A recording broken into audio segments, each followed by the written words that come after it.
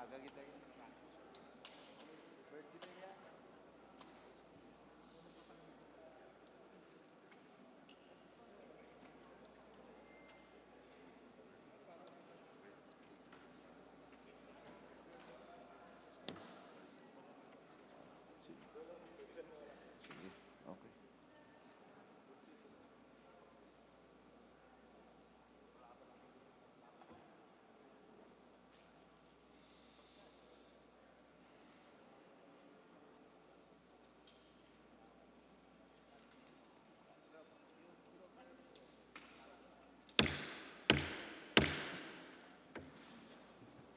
Session is called to order.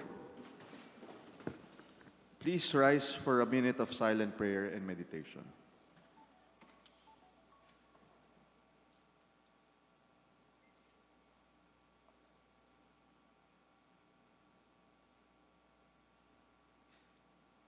Please remain standing for the singing of the national anthem. Bayang magiliw, perlas ng silanganan, alam ng puso, sa titik mo'y buhay. Lupang hinirang, duyan ka ng magiging, sa manlulupig, di ka pasisilil, sa dagat at bundok, sa simoy at sa langit mong baghaw, may nilang ang tula at awit sa paglayang minamahal. Ang kislap ng watawat mo'y tagumpay na naglilingling, ang bituin at araw niya kailan pa may magdidilim. Lupa ng araw ng maraming pagsinta, buhay ay langit sa piling mo. Aming ligaya na pag may mga apit, magmamatay ng dahil sa'yo. Majority Leader. Mr. Speaker, I move that we defer the calling of the roll of the members. So move, Mr. Speaker. Is there any objection? Hearing none, motion is approved. Majority Leader. Mr. Speaker, I move that we defer the approval of the journal of the previous meeting. So move, Mr. Speaker. Is there any objection? Hearing none, the motion is approved. Majority Leader. Mr. Speaker, I move that we take up the reference of business and request the Secretary General be directed to read the title of the measures on first reading as well as the communications and resolutions. So move, Mr. Speaker. Secretary General is to read the order of business for today. Reference of business. Bills on first reading. House Bill number 6408, amending RA 8298, thereby extending the franchise granted to Metro Manila Turf Club Incorporated for another 25 years. Representative Colyantes. To the Committee on Legislative Franchises. House Bill number 6409, converting the Provincial Science and Technology Center into Provincial Science and Technology Office in every province. Representative Acop. To the Committee on Science and Technology. House Bill number 6410, creating barangay to be known as Barangay Kinapian in Suyo, Ilocos Sur. Representative Singson Mihan. To the Committee on Local Government. House Bill number 6411, the Philippine Genetically Modified Organism Labeling Act. Representative Reyes. To the Committee on Trade and Industry. House Bill number 6412, renewing the franchise granted to Independent Telephone Company Incorporated. Representative Alonte. To the Committee on Legislative Franchises. Resolution, House Resolution 734, investigating into the circumstances surrounded the case of Pascuan Village in Pampanga. Representative Gonzales Aurelio and Pimentel. To the Committee on Rules. House Resolution 735, urging the national government to allocate more resources for the improvement of the reading comprehension of students in public schools. Representative Taduran. To the Committee on Basic Education and Culture. House Resolution 736, urging the House to investigate into the current situation of the steel industry in the light of the recent suspensions of the Philippine standard licenses of 6 steel manufacturers in 2019 Representative Sevillano. To the Committee on Rules. House Resolution 737 urging the Congress to inquire into the legality of the Kabataan Contra Droga at Terrorismo dialogues, lectures, and seminars of the PNP in various high schools and violating the safe school principle. Representative Castro Franz, Zarate, Gaite, Culiamat, Brosas, and Ilago. To the Committee on Rules. House Resolution 738 directing the Committee on Basis Conversion to investigate the decision of the BCDA and the process by which it reached its decision to expropriate lands in barangays Naparing, Pag-asa, and Pinulot in Dinalupuhan, Bataan in connection with its Subic-Clark Railway project. Representative Roman. To the Committee on Rules. House Resolution 739 expressing profound condolences of the House on the demise of NBA star Kobe B. Bryant. Representative Olivares. To the Committee on Rules. House Resolution 740 congratulating and commending Alexandra M. Ella for winning the first Junior Grand Slam title in 2020 Australian Open. Representative Olivares. To the Committee on Youth and Sports Development. House Resolution 741 expressing profound condolences of the House on the demise of Salvacion Santa Tomas Herona. Representative Olivares. To the Committee on Rules. House Resolution 742 directing the Committee on Transportation to inquire on the delays of the DOTR in accrediting new smoke emission testing centers for motor vehicles, which results in delay in the renewal of registration of motor vehicles, and on the LTO in continuously charging penalties and surcharges for late registration, even if not the fault of the vehicle owner. Representative Rodriguez. To the Committee on Rules. House Resolution 743 commending the Nueva Segovia Consortium of Cooperatives for its outstanding achievement and leadership in the upliftment and development of cooperatives in the countryside. Representative Kanama. To the Committee on Cooperative Development. House Resolution 744 conferring appreciation and recognition to the Dr. Potencian Yong S. Larazabal III for his rare achievement of being the first Filipino to complete and finish the 2020 World Marathon Challenge and thus join the 7th Continent Marathon Club. Representative Delmar. To the Committee on Youth and Sports Development.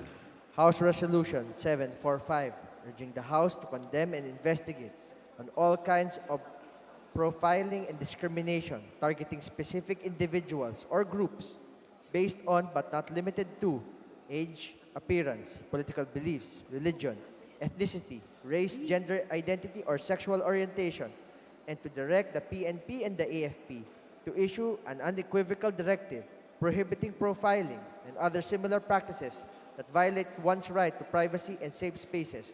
Representative Ilago, Gaite, and Colyamat. To the Committee on Rules. House Resolution 746 directing the Committees on Higher and Technical Education and Good Government to jointly inquire in the assessing and evaluating the implementation of the Tertiary Education Subsidy. Representatives Hernandez, Pichay, and Waminal. To the Committee on Rules. House Resolution 747 commending the men and women of the Pag-ibig Fund for exemplary performance and record high earnings and dividends declaration of the 2019 benefiting the Filipino workers and their families. Representative Mendoza. To the Committee on Housing and Urban Development. House Joint Resolution 29 extending the franchise of ABS-CBN until May 4, 2021. Representative Rodriguez. To the Committee on Legislative Franchises. Communications, letter dated January 27, 2020 of Betty A. Cabral, City Mayor, Hindalag, Leyte, submitting the House their LGSF report on fund utilization and status of program project implementation for the quarter ended December 31, 2019. To the Committee on Appropriations. Letter dated 31 January 2020 of Governor Humerelto A. Dolor, MPA, PhD, Vice President of Luzon South League of the Provinces of the Philippines, Oriental Mindoro, submitting to the House their fiscal and financial quarterly report of operations for the CMGP implementation for road repair, rehabilitation, and improvement for the quarter ending December 31, 2019 on the LGSF. to the Committee on Appropriations, Letter dated February 13, 2020 of Cesar R. Dulay, Commissioner, BIR, forwarding to the House various budget and financial accountability reports as of December 31, 2019. to the Committee on Appropriations, Committee reports. Report number 252 of the Committee on Tourism on House Bill number 6441. to the Committee on Rules, Report numbers 253 and 259 of the Committees on Tourism and Appropriations on House Bill numbers 6442 to 6448. to the Committee on Rules, Report number 260 of the Committee on Housing and Urban Development on House Bill number 159. to the Committee on Rules, Report number 261 of the Committee on Social Services on House Bill number 6451. to the Committee on Rules. Majority Leader. Mr. Speaker, I move to suspend. Session is suspended.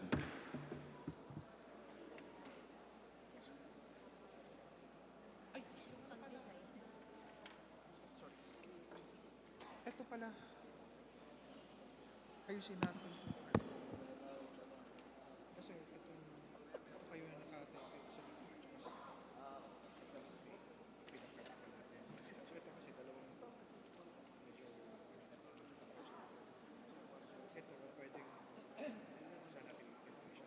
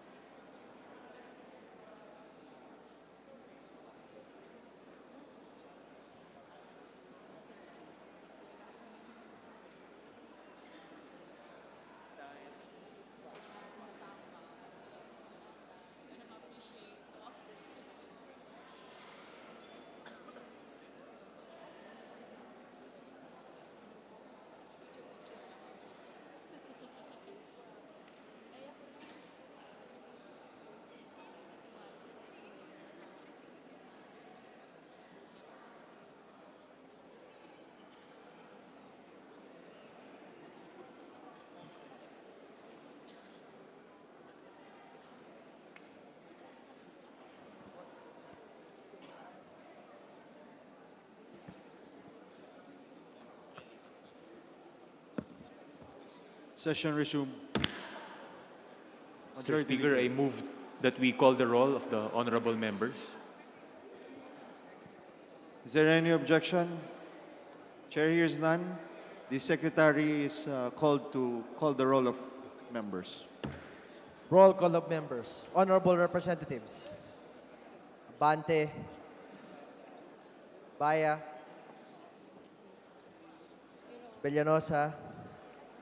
Abu. Abueg Zaldivar. Abunda. Acop. Acosta. Acosta Alba. Jong. Vincula. Agabas. Agaraw. Aglipay. Aguinaldo. Albano. Almario. Alonte. Alvarez Franz. Alvarez Genaro. Alvarez Pantaleon. Amante Matba. Amatong. Andaya. Angara. Aragones. Arbison. Arenas. Arroyo. Atienza. Comentado. Pabasa. Pagatsing. Balindong. Banyas Nograles. Barba. Barbers. Baronda. Berzaga. Paskug. Bautista. Bautista Bandigan. Belmonte. Benitez. Bernos. Biason. Billones. Biron. Bolilla, Bondok, Bordado, Bravo, Brosas, Bulot, Bustos, Kabatbat, Kabochan, Cabredo, Cagas, Calderon, Calixto, Caminero, Campos, Canama, Cawagdan, Cari, Castelo, Castro Franz, Castro Ferdinil, Cayetano Alan Peter Compañero, Cayetano Marial Laarni, Celeste, Chato, Chipeco, Chungalao, Co Angelica, Co Elizalde, Cuwanco, Colyantes, Crisologo, Cua, Cuaresma, Cueva, Colyamat, Dagook, Dalipe, Dalog, Datol, Daza, De Jesus, De Venecia, Defensor Lawrence, Defensor Michael, Del Mar, De Los Santos, Del Loso Montalia, De Maporo Abdullah, De Maporo Muhammad Khalid, Duavit, Duhali, Duterte, D. Faustino Ino, D. Faustino Michael III, D. Ian Paul, Ebcas, Ecleo, Elago, Enverga, Erice, Ergel, Ermita Buhain, Escudero, Espina, Espino, Estrella, Fariñez Ria, Fariñez Rudy Cesar, Fernandez, Fernando, Ferrer Juliet, Ferrer Luis, Flores, Fortun, Fortuno, Frasco, Fuentebella, Gaite, Garbin, Garcia, Jose Enrique, Garcia, Pablo Jan, Garcia, Vincent, Garin Janet, Garin Sharon, Gasataya, Gatchalian, Gato, Heron, Go Ed, Go Mark, Gonzaga, Gonzales Aurelio Dong, Gonzales Neptali, Gonzales Carlo, Goroseta, Gico, Gullas, Guya, Haresco, Hataman, Hernandez, Herrera D, Hofer, Halus Hos, Javier, Jimenez, Ko Elisa, Ko Wilton, Kong Hun, Labad Labad, Lakson, Lakson Noel, Lagman, Lagon, Lara, Lazatin, Diachon, Ligarda, Lim, Lim Kaichong, Lopez, Loyola, Losotan, Makapagal Arroyo, Maceda, Madrona, Malapitan, Mangawang, Mangundadato, Marcoleta, Mariano Hernandez, Mariño, Marquez, Martinez, Matma, Matugas, Mendoza, Mercado, Momo, Natividad Naganyo, Nava, Nieto, Noel, Nograles Jericho, Nograles Juan Fidel, Nolasco, Nunez Malanyaon,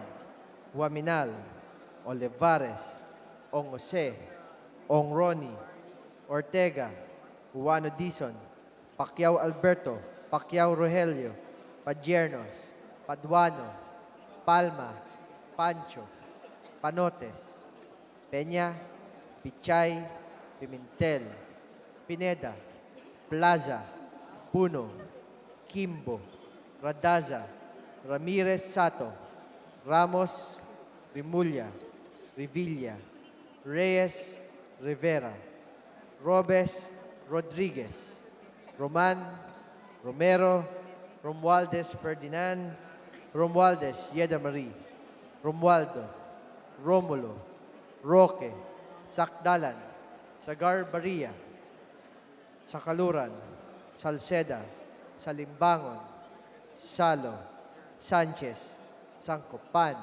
Santos Recto, Sarmiento, Saulug, Savellano, Xiao, Silverio, Singson, Singson Mihan, Sinsuat, Swansing Estrelita, Swansing Horacio, Suarez Aleta, Suarez David, Suntay, C. Alvarado, Taduran, Talyado, Tambunting, Tan Alisa, Tan Angelina, Tan Shamir, Tan Shari, Tan Sherni, Tejada, Teves Arnulfo, Teves Jose, Tiangco, Tolentino, Torres Gomez, Tulfo, Tupas, Tutor, T. Alan, T. Diego, Umali Alfonso, Umali Maria Victoria, Nabia, Ungab,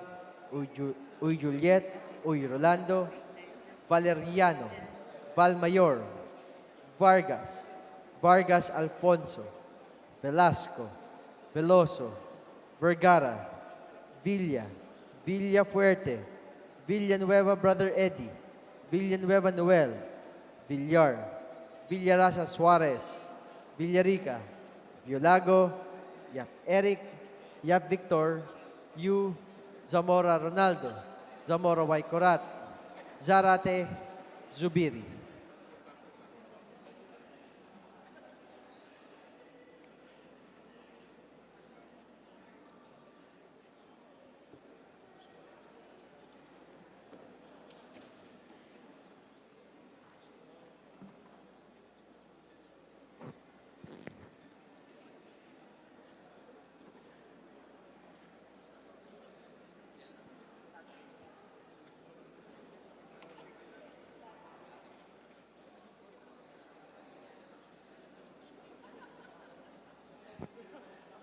Mr. Speaker, the roll call shows that 201 members responded to the call.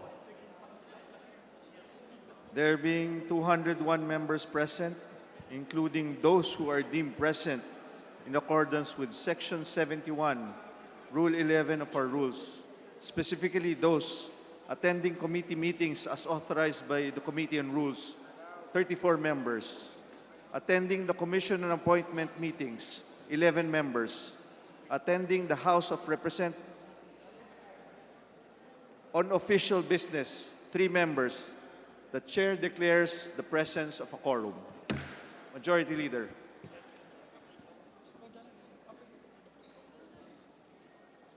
Mr. Speaker, we would like to recognize the guests of Congresswoman Cheryl Deloso Montalia from the 2nd District of Zambales. They are the faculty members of President Ramon Magsaysay State University in the province of Zambales. And they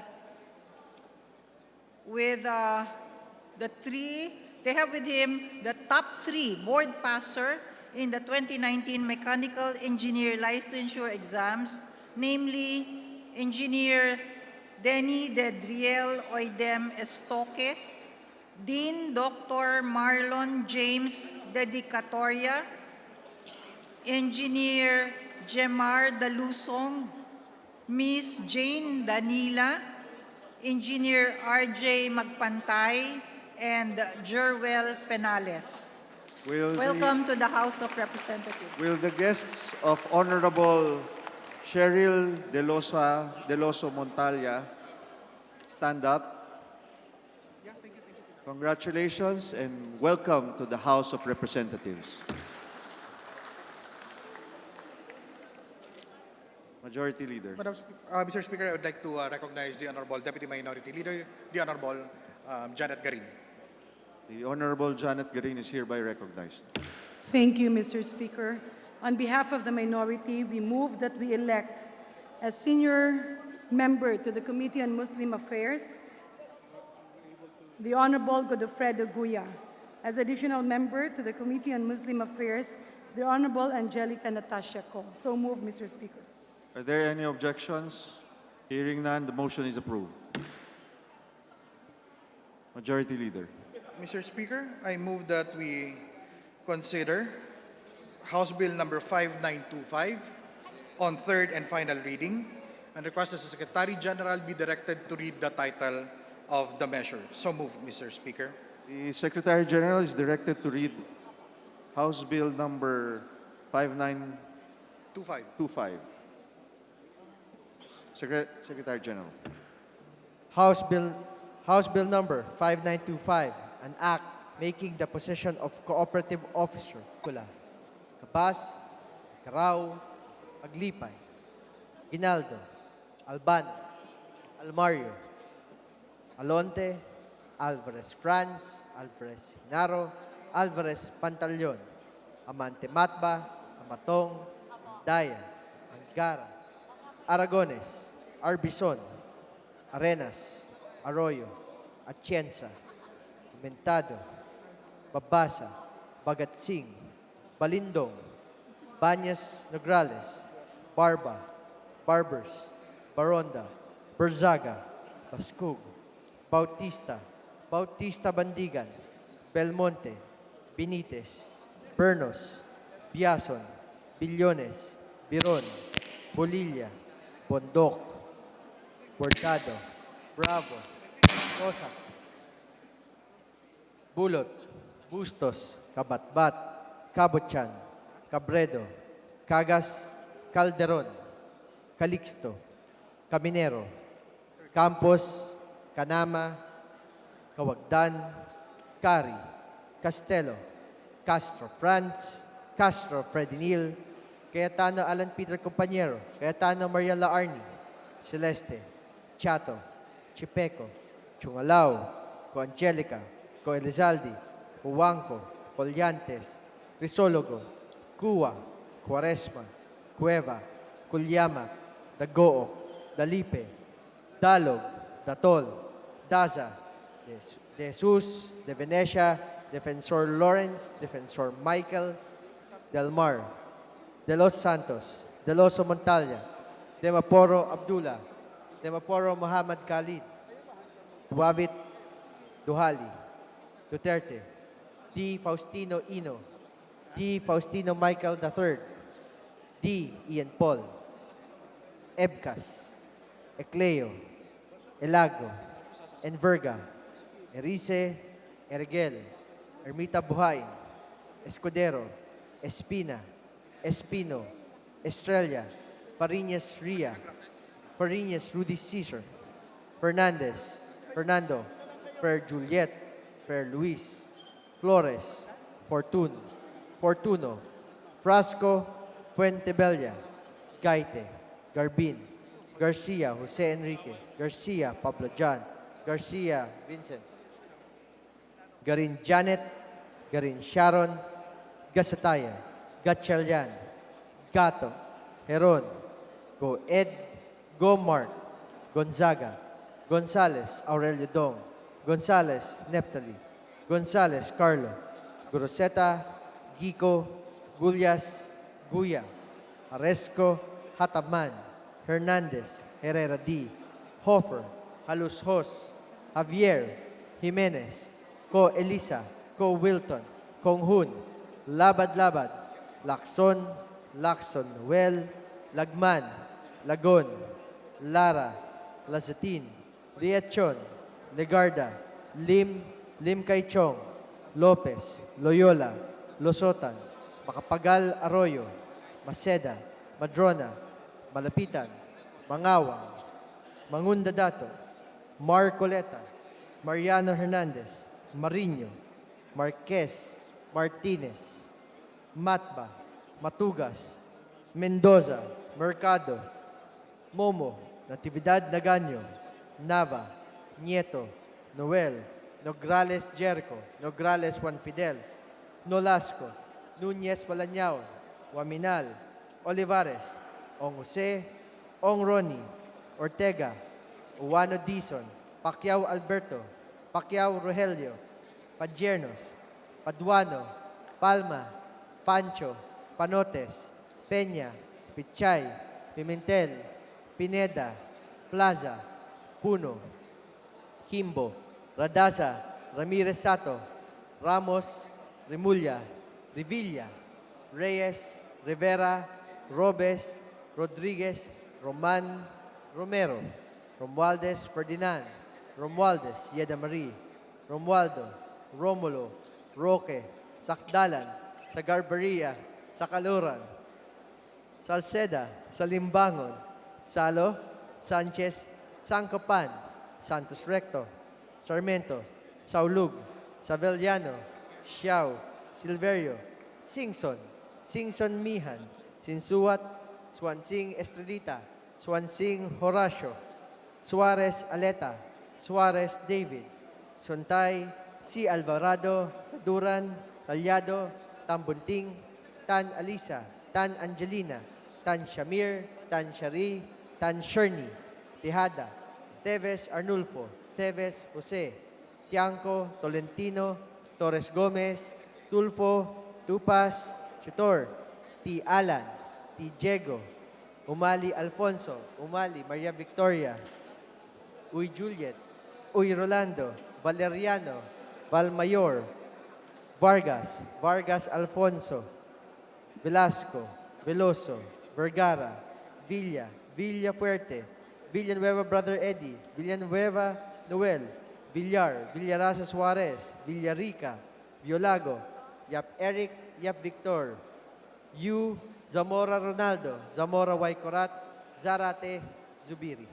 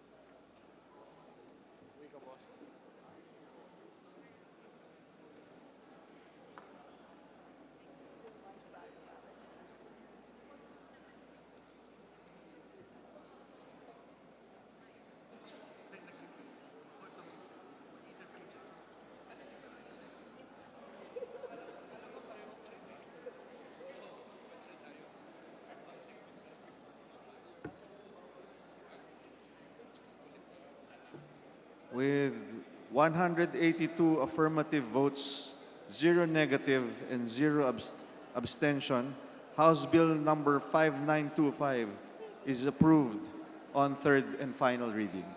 Majority Leader. Mr. Speaker, I move for the consideration on third reading of House Bill number 1338. For this purpose, may I request that the Secretary General be directed to read the title of the bill and thereafter to call the roll for nominal voting. The Secretary General is directed to read the call of members for voting, for nominal voting of House Bill number 1338. House Bill number 1338, an act increasing the service incentive leave of employees, amending for the purpose Article 95 of Presidential Decree number 442 as amended, otherwise known as the Labor Code of the Philippines. Roll call of members in consideration of House Bill number 1338. Abante, Abayan, Abellanosa, Abu, Abueg Zaldivar, Abunda, Acop, Acosta, Acosta Alba, Adjong, Advincula, Agabas, Agaraw, Aglipay, Aguinaldo, Albano, Almario, Alonte, Alvarez Franz, Alvarez Senaro, Alvarez Pantaleon, Amante Matba, Amatong, Andaya, Angara, Aragones, Arbison, Arenas, Arroyo, Atienza, Aumentado, Babasa, Bagatsing, Balindong, Banyas Nograles, Barba, Barbers, Baronda, Berzaga, Bascub, Bautista, Bautista Bandigan, Belmonte, Benitez, Bernos, Biason, Billones, Biron, Bulilla, Bondok, Bordado, Bravo, Rosas, Bulot, Bustos, Kabatbat, Cabochan, Cabredo, Cagas, Calderon, Calixto, Caminero, Campos, Canama, Kawagdan, Cari, Castelo, Castro Franz, Castro Fredinil, Cayetano Alan Peter Compañero, Cayetano Mariela Arni, Celeste, Chato, Chepeco, Chungalao, Co Angelica, Co Elizalde, Cuanco, Colyantes, Crisologo, Cuwa, Quaresma, Cueva, Culyamat, Dagoo, Dalipe, Dalog, Datol, Daza, De Jesus, De Venecia, Defensor Lawrence, Defensor Michael, Del Mar, De Los Santos, De Loso Montalia, Demaporo Abdullah, Demaporo Muhammad Khalid, Duavit, Duhali, Duterte, D. Faustino Ino, D. Faustino Michael III, D. Ian Paul, Ebcas, Ecleo, Elago, Enverga, Irice, Ergel, Ermita Buhain, Escudero, Espina, Espino,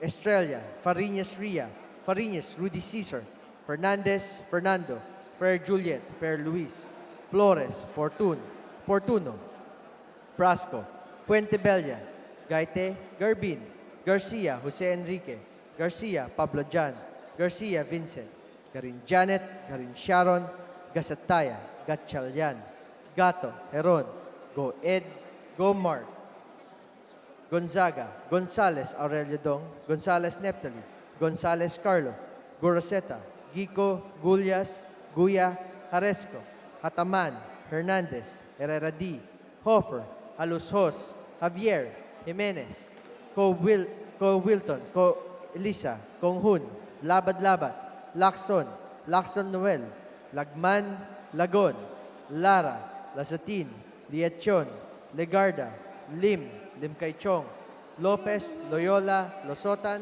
Macapagal Arroyo, Maceda, Madrona, Malapitan, Mangawang, Magundadato, Marcoleta, Mariano Hernandez, Marino, Marquez, Martinez, Matba, Mendoza, Mercado, Momo, Natividad Nagaño, Nava, Nieto, Noel, Nograles Jericho, Nograles Juan Fidel, Nolasco, Nunez Malanyaon, Waminal Olivares, Ong Jose, Ong Ronnie, Ortega, Owen Dizon, Pacquiao Alberto, Pacquiao Rogelio, Padiernos, Paduano, Palma, Pancho, Panotes, Peña, Pichay, Pimentel, Pineda, Plaza, Puno, Kimbo, Radasa, Ramirez Sato, Ramos, Rimulya, Revilla, Reyes, Rivera, Robes, Rodriguez, Roman, Romero, Romualdez Ferdinand, Romualdez Yedamarie, Romualdo, Romulo, Roque, Sakdalan, Sagar Barria, Sakaluran, Salceda, Salimbangon, Salo, Sanchez, Sancopan, Santos Recto, Sarmento, Saulug, Savillano, Xiao, Silverio, Singson Mihan, Sinsuat, Swansing Estrelita, Swansing Horacio, Suarez Aleta, Suarez David, Suntay, C. Alvarado, Taduran, Talyado, Tambunting, Tan Alisa, Tan Angelina, Tan Shamir, Tan Shari, Tan Sherni, Tejada, Teves Arnulfo, Teves Jose, Tianco, Tolentino, Torres Gomez, Tulfo, Tupas, Chutor, T. Alan, T. Diego, Umali Alfonso, Umali Maria Victoria, Unabia, Ungab, Uy Juliet, Uy Rolando, Valeriano, Valmayor, Vargas Alfonso, Velasco, Veloso, Vergara, Villa Fuerte, Villanueva Brother Eddie, Villanueva Noel, Villar, Villaras Suarez, Villarica, Violago, Yap Eric, Yap Victor, Yu,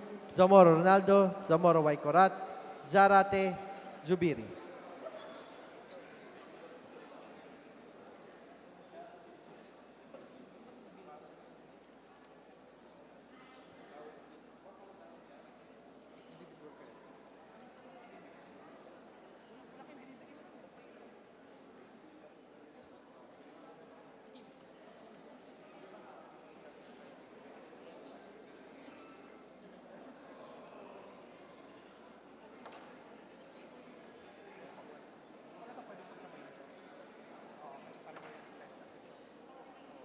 With 197 affirmative votes, 0 negative, and 0 abstention, House Bill number 1338 is approved in third and final reading. Majority Leader. Mr. Speaker, I move for the consideration on third reading of House Bill number 6228. For this purpose, may I request that the Secretary General be directed to read the title of the bill and thereafter to call the roll for nominal voting. The Secretary General is directed to call a nominal vote for House Bill number 6228. House Bill number 6228, an act mandating all barangays to create a registry of skilled workers.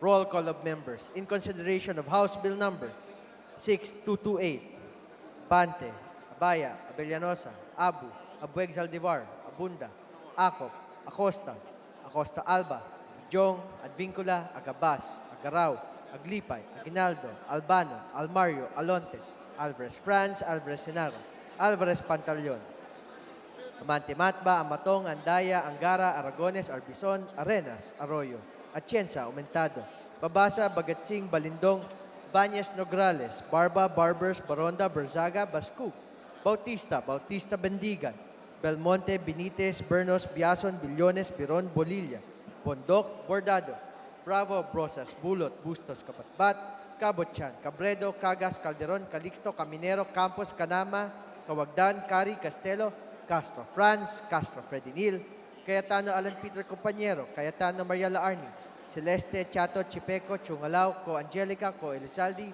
Cuanco, Colyantes, Crisologo, Cuwa, Cuaresma, Cueva, Colyamat, Dagook, Dalipe, Dalog, Datol, Daza, De Jesus, De Venecia, Defensor Lawrence, Defensor Michael, Del Mar, De Los Santos, De Los Montalia, De Maporo Abdullah, De Maporo Muhammad Khalid, Duavit, Duhali, Duterte, D. Faustino Ino, D. Faustino Michael III, D. Ian Paul, Ebcas, Ecleo, Elago, Enverga, Erice, Ergel, Ermita Buhay, Escudero, Espina, Espino, Estrella, Fariñas Ria, Fariñas, Rudy Cesar, Fernandez, Fernando, Ferrer Juliet, Ferrer Luis, Flores, Fortun, Fortuno, Frasco, Fuente Bella, Gaite, Garbin, Garcia, Jose Enrique, Garcia, Pablo Jan, Garcia, Vincent, Garin Janet, Garin Sharon, Gasetaya, Gatchalian, Gato, Heron, Go Ed, Go Mark, Gonzaga, Gonzales, Aurelio Dong, Gonzales, Neptali, Gonzales, Carlo, Goroseta, Gico, Gullas, Guya, Haresco, Hataman, Hernandez, Herrera D, Hofer, Halusos, Javier, Jimenez, Co Elisa, Co Wilton, Konghun, Labad-Labad, Lacson, Lacson Noel, Lagman, Lagon, Lara, Lazatin, Liachon, Legarda, Limlim, Kaichong, Lopez, Loyola, Losotan, Makapagal, Arroyo, Maceda, Madrona, Malapitan, Mangawang, Magundadato, Marcoleta, Mariano Hernandez, Mariño, Marquez Martinez, Matba, Matugas, Mendoza, Mercado, Momo, Natividad Nagaño, Nava Nieto, Noel, Nograles, Jericho, Nograles, Juan Fidel, Nolasco, Núñez Palañao, Juaminal, Olivares, Ong Jose, Ong Ronnie, Ortega, Uwano Dizon, Pacquiao Alberto, Pacquiao Rogelio, Padiernos, Paduano, Palma, Pancho, Panotes, Peña, Pichay, Pimentel, Pineda, Plaza, Puno, Kimbo, Radasa, Ramirez Sato, Ramos, Remulla, Revilla, Reyes, Rivera, Robes, Rodriguez, Roman Romero, Romualdez, Ferdinand, Romualdez, Yeda Marie, Romualdo, Romulo, Roque, Sakdalan, Sagar Baria, Sakaluran, Salceda, Salimbangon, Salo, Sanchez, Sancopan, Santos Recto, Sarmiento, Saulug, Savellano, Xiao, Silverio, Singson, Singson Mihan, Sinsuwat, Swansing Estrelita, Swansing Horacio, Suarez Aleta, Suarez David, Suntay, C. Alvarado, Taduran, Talyado, Tambunting, Tan Alisa, Tan Angelina, Tan Shamir, Tan Shari, Tan Sherni, Tejada, Teves Arnulfo, Teves Jose, Tiangco, Tolentino, Torres Gomez, Tulfo, Tupas Chutor, T. Alan, T. Diego, Umali Alfonso, Umali Maria Victoria, Unabia, Ungab, Uy Juliet, Uy Rolando, Valeriano, Valmayor, Vargas, Vargas Alfonso, Velasco, Veloso, Vergara, Villa, Villafuerte, Villanueva, Brother Eddie, Villanueva, Noel, Villar, Villaras Suarez, Villarica, Violago, Yap Eric, Yap Victor, Yu, Zamora Ronaldo, Zamora Waikorat, Zarate, Zubiri.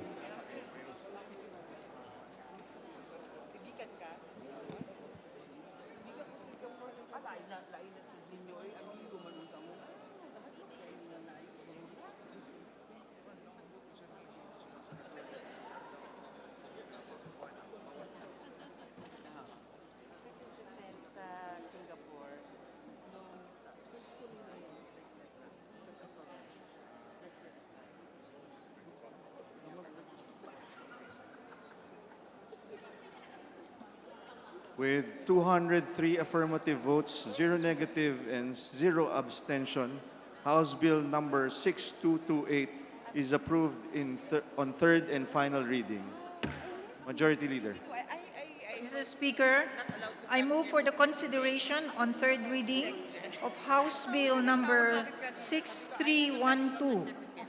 For this purpose, may I request that the Secretary General be directed to read the title of the bill and thereafter to call the roll for nominal voting. The Secretary General is directed to call the nominal voting House Bill number 6312. Secretary General. House Bill 6312, an act establishing the National Academy of Sports System and appropriating funds, therefore. Roll call of members in consideration of House Bill 6312. Abante, Abaya, Villanosa, Abo, Abuek Saldivara, Bunda, Acop, Acosta, Acosta Alba, Adjong, Advincula, Agabas, Agaraw, Aglipay, Aguinaldo, Albano, Almario, Alonte, Alvarez France, Alvarez Genaro, Alvarez Pantaleon, Amanti Matba, Amatong, Andaya, Angara, Gargones, Arbizon, Arenas, Arroyo, Archenza, Aumentado, Babasa, Bagaching, Balindong, Bañas, Nograles, Barba, Barbers, Baronda, Barzaga, Bascog, Bautista, Bautista Bandigan, Belmonte, Benitez, Bernos, Biason, Billones, Veron, Bolilla, Bundok, Bordado, Bravo, Brosas, Budot, Bustos, Kabatbat, Kabuchan, Cabredo, Cagas, Calderon, Calixto, Caminero, Campus, Canama, Cawagdan, Cari, Castelo, Castro Franz, Castro Pedinil, Cayetano Alan Peter, Compañero, Cayetano Maria Arni, Celeste, Chato, Chepeco, Chungalao, Co Angelica, Co Elizalde, Co Hanco, Coliantes, Quesologo, Cua, Cuaresma, Cuebat, Culiamat, Dago, Dadipe, Dalog, Atol, Dasa, De Jesus de Venecia, Defensor Lawrence, Defensor Michael, Del Mar, Los Santos, de Loso Montalia, Di Mapuro Abdullah, Di Mapuro Muhammad Khalid, Duabit, Duhali, Duterte, Di Postino Ino, Di Postino Michael, Di Ian Fall, Epca, Secleo, Ilago, Inverga, Erice, Erigel, Ermita Buhain, Escudero, Espina, Espino, Estrella, Fariñas Rias, Cristina, Fariñas Rudes, Cesar, Fernandez, Fernando, Ferrer Juliet, Ferrer Luis, Flores, Fortuno, Prasco, Fentevilla, Gaite, Garbin, Garcia Jose Enrique, Garcia Pablo Chan, Garcia Vincent, Garin Janet, Garin Sharon, Gasatay, Gatchalian, Gato, Heron, Go Ed, Go Mark, Gonzaga, Gonzales Aurelio Dong, Gonzales Neptali, Gonzales Carlo, Goroseta, Gico, Gullias, Guya, Jaresco, Hataman, Hernandez, Herrera D. Hopper, Halosos, Javier Jimenez, Co Elisa, Co Wilton, Conjun, Labad, Lacson, Noel, Lagman, Lagon, Lara, Lazatin, Yetchon, Ligardia, Lim Caichon, Lopez, Loyola, Losotan, Macapagalaroy, Maceda, Matrona, Malapitan, Mangawang, Monodudato, Macordeta, Mariano Hernandez, Mariño, Marquez, Martinez, Matba, Matugas, Mendoza, Mercado, Momo, Natividad Nagaño, Nava, Nieto, Noel, Nograles Jericho, Nograles Juan Fidel, Nolasco, Núñez Malañan, Uaminal, Olivares, Ong Jose, Ong Roni, Ortega, Juanyo Dizon, Pacquiao Alberto, Pacquiao Rogelio, Padiernos, Paduano, Palma, Pancho, Panotes, Peña, Pichay, Pimentel, Pineda, Plaza, Puno, Kimbo, Radasa, Ramirez Sato, Ramos, Remulla, Revilla, Reyes, Rivera, Robes, Rodríguez, Román, Romero, Romualdez Ferdinand, Romualdez Yeda Marie, Romualde, Romulo, Roque, Sacdalan, Sagarbaria, Sacaluran, Salceda, Salimbang, Gonzalo, Sánchez, Sancopan, Santos Recto, Sarmiento, Saulog, Savillano, Siao, Silverio, Singson Mihan, Sinsua, Swansing Estrellata, Swansing Horacio, Suarez Aleta, Suarez David, Suntay, Si Alvarado, Taturan, Talyado, Tambunting, Tan Aliza, Tan Angelina, Tan Samir, Tan Shari, Tan Sherny, Tejada, Teves Arnolfo, Teves Jose, Chanco, Tolentino, Torres Gomez, Tulfo, Tupas, Chutor, T. Alan, T. Diego, Umali Alfonso, Umali Maria Victoria, Unabia, Ungab, Uy Juliet, Uy Rolando, Valeriano, Valmayor, Vargas Alfonso, Velasco, Veloso, Vergara, Villapuerte, Villanueva Eduardo, Villanueva Noel, Villar Suarez, Villarica, Vilago, Yap Eric, Yap Victor, Yu, Zamora Ronaldo, Zamora Waikurat, Sarate, Subiri.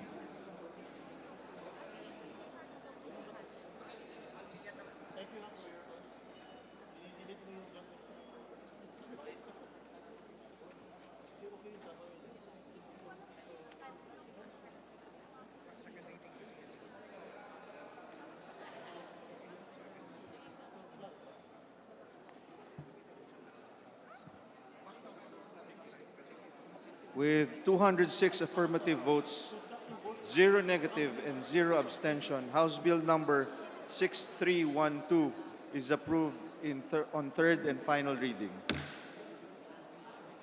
Majority Leader. Mr. Speaker, I move to recognize the guests of Honorable Bienvenido Abante, Minority Leader.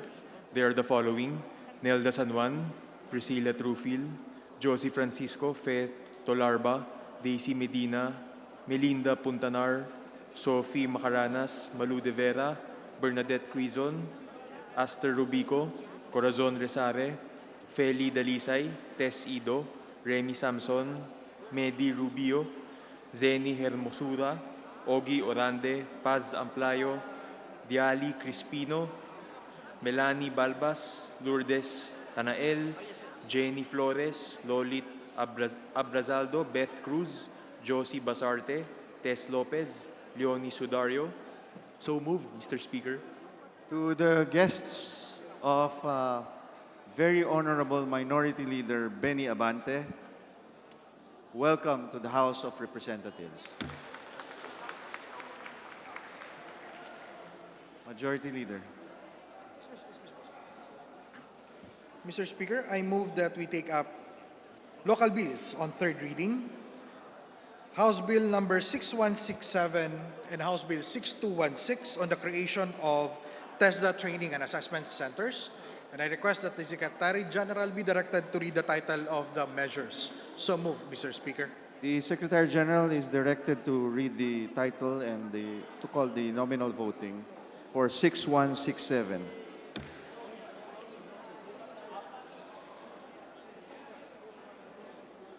And 6216. Secretary House Bill. General.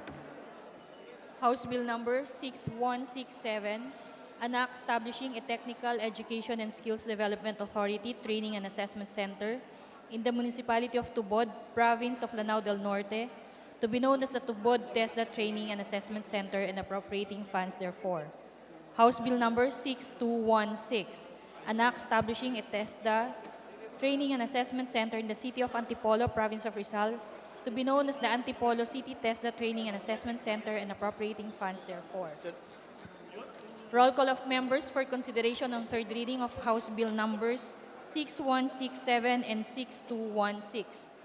Abante, Abaya, Abellanosa, Abu, Abueg Saldivar, Abunda, Acop, Acosta, Acosta Alba, Adyong, Advincula, Agabas, Agaraw, Aglipay, Aguinaldo, Albano, Almario, Alonte, Alvarez Franz, Alvarez Genaro, Alvarez Pantaleon, Amante Matba, Amatong, Andaya, Angara, Aragones, Arbison, Arenas, Arroyo, Atienza, Aumentado, Babasa, Bagatsing, Balindong, Banyas Nograles, Barba, Barbers, Baronda, Barsaga, Bascub, Bautista, Bautista Bandigan, Belmonte, Benitez, Bernos, Biazon, Billones, Biron, Bulilia, Bondok, Bordado, Bravo, Brosas, Bulut, Bustos, Kabatbat, Kabochan, Cabredo, Cagas, Calderon, Calixto, Caminero, Campos, Canama, Kawagdan, Cari, Castelo, Castro Franz, Castro Fredenil, Cayetano Alan Peter, Cayetano Maria Laarni, Celeste, Chato, Chipeco, Chungalao, Co Angelica, Co Elizaldi, Cojuangco, Colliantes, Crisologo, Cua, Cuaresma, Cueva, Culyamat, Dagook, Dalipe, Dalog, Datol, Daza, De Jesus, De Venecia, Defensor Lawrence, Defensor Michael, Del Mar, De Los Santos, De Losa Montalia, Dimaporo Abdullah, Dimaporo Khalid, Duavit, Duhali, Duterte, D. Faustino Ino, D. Faustino Michael, D. Ian Paul, Ebcas, Ecleo, Elago, Enverga, Erice, Erigel, Ermita Buhain, Escudero, Espina, Espino, Estrella, Fariñas Ria, Fariñas Rudy Cesar, Fernandez, Fernando, Ferrer Juliet, Ferrer Luis, Flores, Fortun, Fortuno, Frasco, Fuentebella, Gaite, Garbin,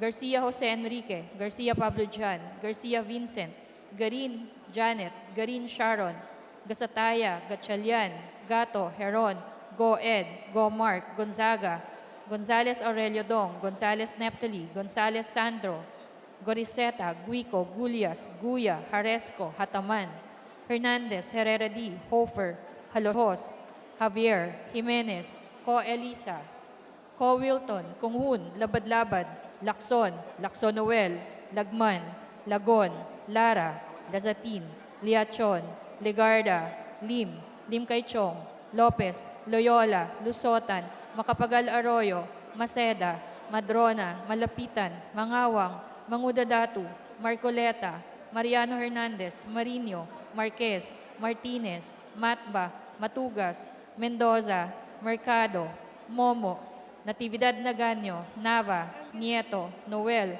Nograles Jericho, Nograles Juan, Nolasco, Nunez Malaniaon, Uwaminal, Olivares, Ong Jose, Ong Ronnie, Ortega, Uwano Dizon, Pacquiao Alberto, Pacquiao Rogelio, Padiernos, Paduano, Palma, Pancho, Panotes, Peña, Pichay, Pimentel, Pineda, Plaza, Puno, Kimbo, Radasa, Ramirez Sato, Ramos, Remulla, Revilla, Reyes, Rivera, Robes, Rodriguez, Roman, Romero, Romualdez Ferdinand, Romualdez Sieda, Romualdo, Romulo, Roque, Sakdalan, Sagarbaria, Sakaluran, Salceda, Salimbangon, Salo, Sanchez, Sangkopan, Santos Recto, Sarmiento, Saulug, Savellano, Siao, Silverio, Singson Mihan, Sinsuat, Swansing Estrelita, Swansing Horacio, Suarez Aleta, Suarez David, Suntay, C. Alvarado, Taduran, Talyado, Tambunting, Tan Alaisa, Tan Angelina, Tan Samir, Tan Shari, Tan Sherny, Tejada, Teves Arnolfo, Teves Jose, Tiangco, Tolentino, Torres Gomez, Tulfo, Tupas, Tutor, T. Alan, T. Diego, Umali Alfonso, Umali Maria Victoria, Unabia, Ungab, Uy Juliet, Uy Rolando, Valeriano, Valmayor, Vargas, Vargas Alfonso, Velasco, Veloso, Vergara, Villafuerte, Villanueva Eduardo, Villanueva Noel, Villar, Villaraza Suarez, Villarica, Violago, Yap Eric, Yap Victor, Yu, Zamora Ronaldo, Zamora Waikurat, Sarate, Subiri.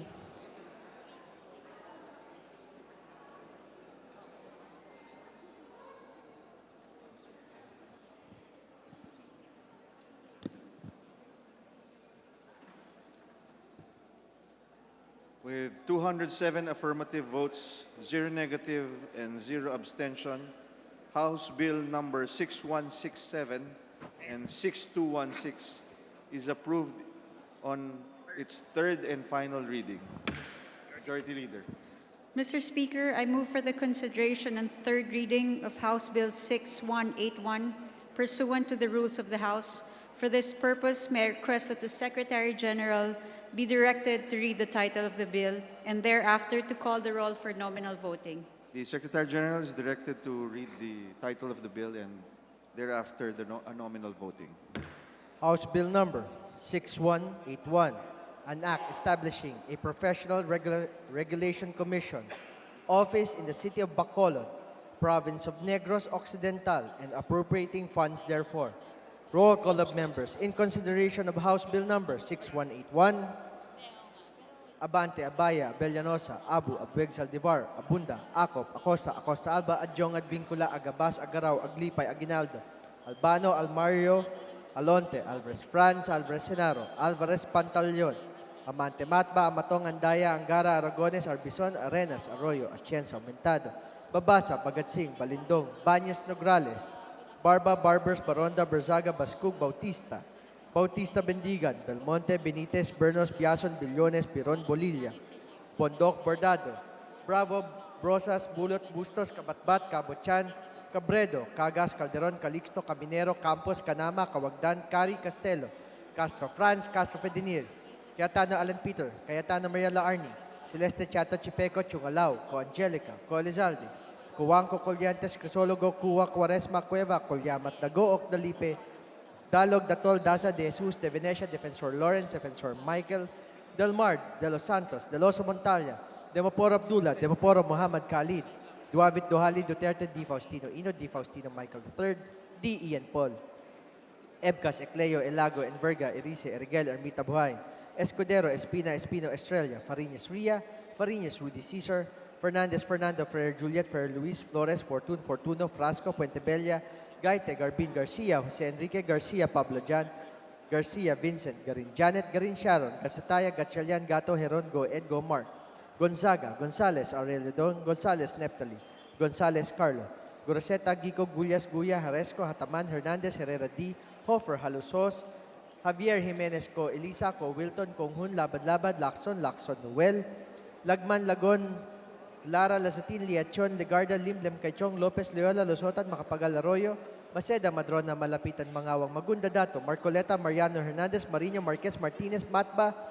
Matugas, Mendoza, Mercado, Momo, Natividad, Naganyo, Nava, Nieto, Noel, Nograles, Jericho, Nograles, Juan Fidel, Nolasco, Nunez, Malañaon, Juan Minal, Olivares, Ong Jose, Ong Ronnie, Ortega, Owana Dizon, Pacquiao, Alberto, Pacquiao, Rogelio, Padiernos, Paduano, Palma, Pancho, Panotes, Peña, Pichay, Pimentel, Pineda, Plaza, Puno, Kimbo, Radaza, Ramirez Sato, Ramos, Remulla, Revilla, Reyes, Rivera, Robes, Rodriguez, Roman Romero, Romualdez Ferdinand, Romualdez, Sieda Marie, Romualdo, Romulo, Roque, Sacdalan, Sagarbaria, Sacaluran, Salcedo, Salimbangan, Salo, Sanchez, Sancopan, Santos Recto, Sarmiento, Saulug, Savillano, Xiao, Silverio, Singson, Singson Mian, Sensuat, Swansing Estrelita, Swansing Horacio, Swansing Aleta, Suarez David, Suntay si Alvarado, Taduran Talyado, Tambunting, Tan Alisa, Tan Angelina, Tan Shamir, Tan Shari, Tan Sherny, Tihadat, Teves Arnulfo, Teves Jose, Tianco Tolentino Torres Gomez, Tulfo Tupas Chutorti, Alan T. Diego, Umali Alfonso, Umali Maria Victoria, Unabia Ungab Uy Juliet Uy Rolando,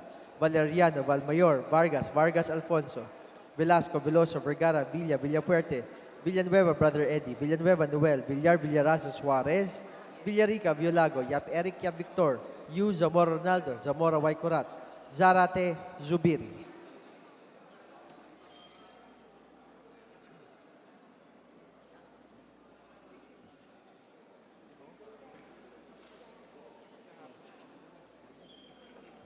With 209 affirmative votes, 0 negative, and 0 abstention, House Bill number 6181 is approved on its third and final reading. Majority Leader. Mr. Speaker, I move for the consideration and third reading of House Bill 6218 pursuant to the rules of the House. For this purpose, may I request that the Secretary General be directed to read the title of the bill and thereafter to call the roll for nominal voting. The Secretary General is directed to call the title of the bill as well as the nominal voting.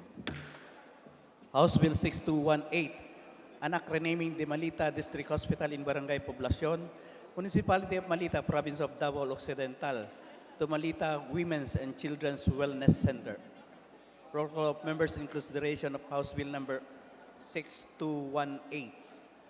Abante, Abaya, Abellanosa, Abo, Abueg Saldivar, Abunda, Ako, Pacosta, Acosta Alba, Adjong, Advincula, Agabasa, Garao, Aglipay, Aguinaldo, Albano, Almario, Alonte, Alvarez Franz, Alvarez Genaro, Alvarez Pantaleon, Amantimatba, Amatong, Andaya, Angara, Gorgones, Arbison, Arenas, Arroyo, Atienza, Aumentado, Babasa, Bagatsing, Balindong, Bañas Nograles, Barba, Barbers, Baronda, Barzaga, Bascog, Bautista, Bautista Bandiga, Belmonte, Benitez, Bernos, Biason, Billones, Beron, Bolilla, Bundok, Bordado, Bravo, Brosas, Bulot, Bustos, Kabatbat, Kabuchan, Cabredo, Cagas, Calderon, Calixto, Caminero, Campus, Canama, Kawagdan, Cari, Castello, Castro Franz, Castro Pedinil, Cayetano Alan Peter, Cayetano Maria Lerny, Celeste, Chato, Chepeco, Changlao, Co Angelica, Co Elizalde, Co Juanjo, Coliantes, Crisologo, Cua, Quaresma, Cuevas, Culiamat, Dogog, Dalipi, Dalog, Datol, Daza, De Jesus, De Venecia, De Vensor Lawrence, De Vensor Michael, Del Mar, De Los Santos, De Los Montala, Dimapur Abdullah, Dimapur Muhammad Khalid,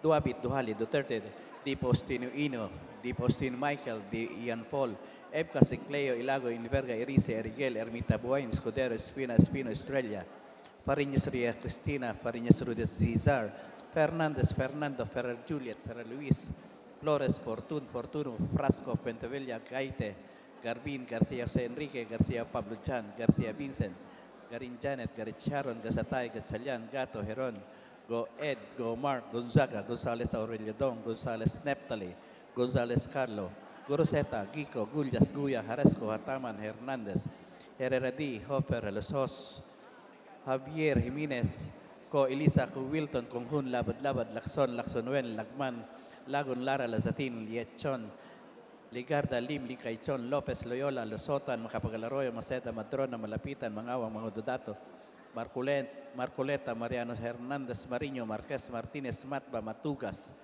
Mendoza, Mercado, Momo, Natividad, Nagaño, Nava, Nieto, Noel, Nograles, Jericho, Nograles, Juan Fidel, Nolasco, Núñez, Malañaon, Oaminal, Olivares, Ong Jose, Ong Roni, Ortega, Juanyo Dizon, Pacquiao Alberto, Pacquiao Rogelio, Padiernos, Paduano, Palma, Pancho, Panotes, Peña, Pichay, Pimentel, Pineda, Plaza, Puno, Kimbo, Radasa, Ramirez Sato, Ramos, Remulio, Revilla, Reyes, Rivera, Robes, Rodríguez, Román, Romero, Romualdez, Ferdinand, Romualdez, Yeda Marie, Romualdo, Romulo, Rojas, Sagdalan, Sagarbaria, Sacaluran, Salceda, Salimbang, Gonzalo, Sánchez, Sancopan, Santos Recto, Sarmiento, Saulog, Savillano, Siao, Silvera, Singson, Mihan, Sinsuat, Swansing Estrelleta, Swansing Horacio, Suarez Aleta, Suarez David, Suntay, si Alvarado, Taduran, Talyado, Tambunting, Tan Alaysa, Tan Angelina, Tan Samir, Tan Shari, Tan Sherni, Tijada, Tevez Arnolfo, Tevez Jose, Chanco, Tolentino, Torres Gomez, Turfo, Tupas, Tutor, T. Alan, T. Diego,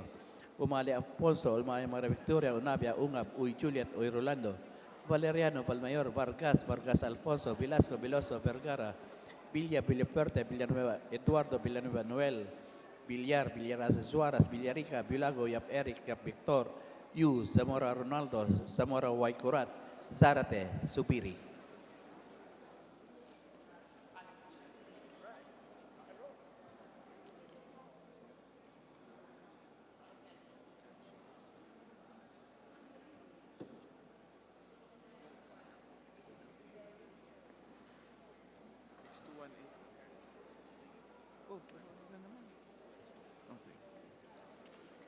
With 213 affirmative votes, 0 negative, and 0 abstention, House Bill number 6218 is approved in its third and final reading.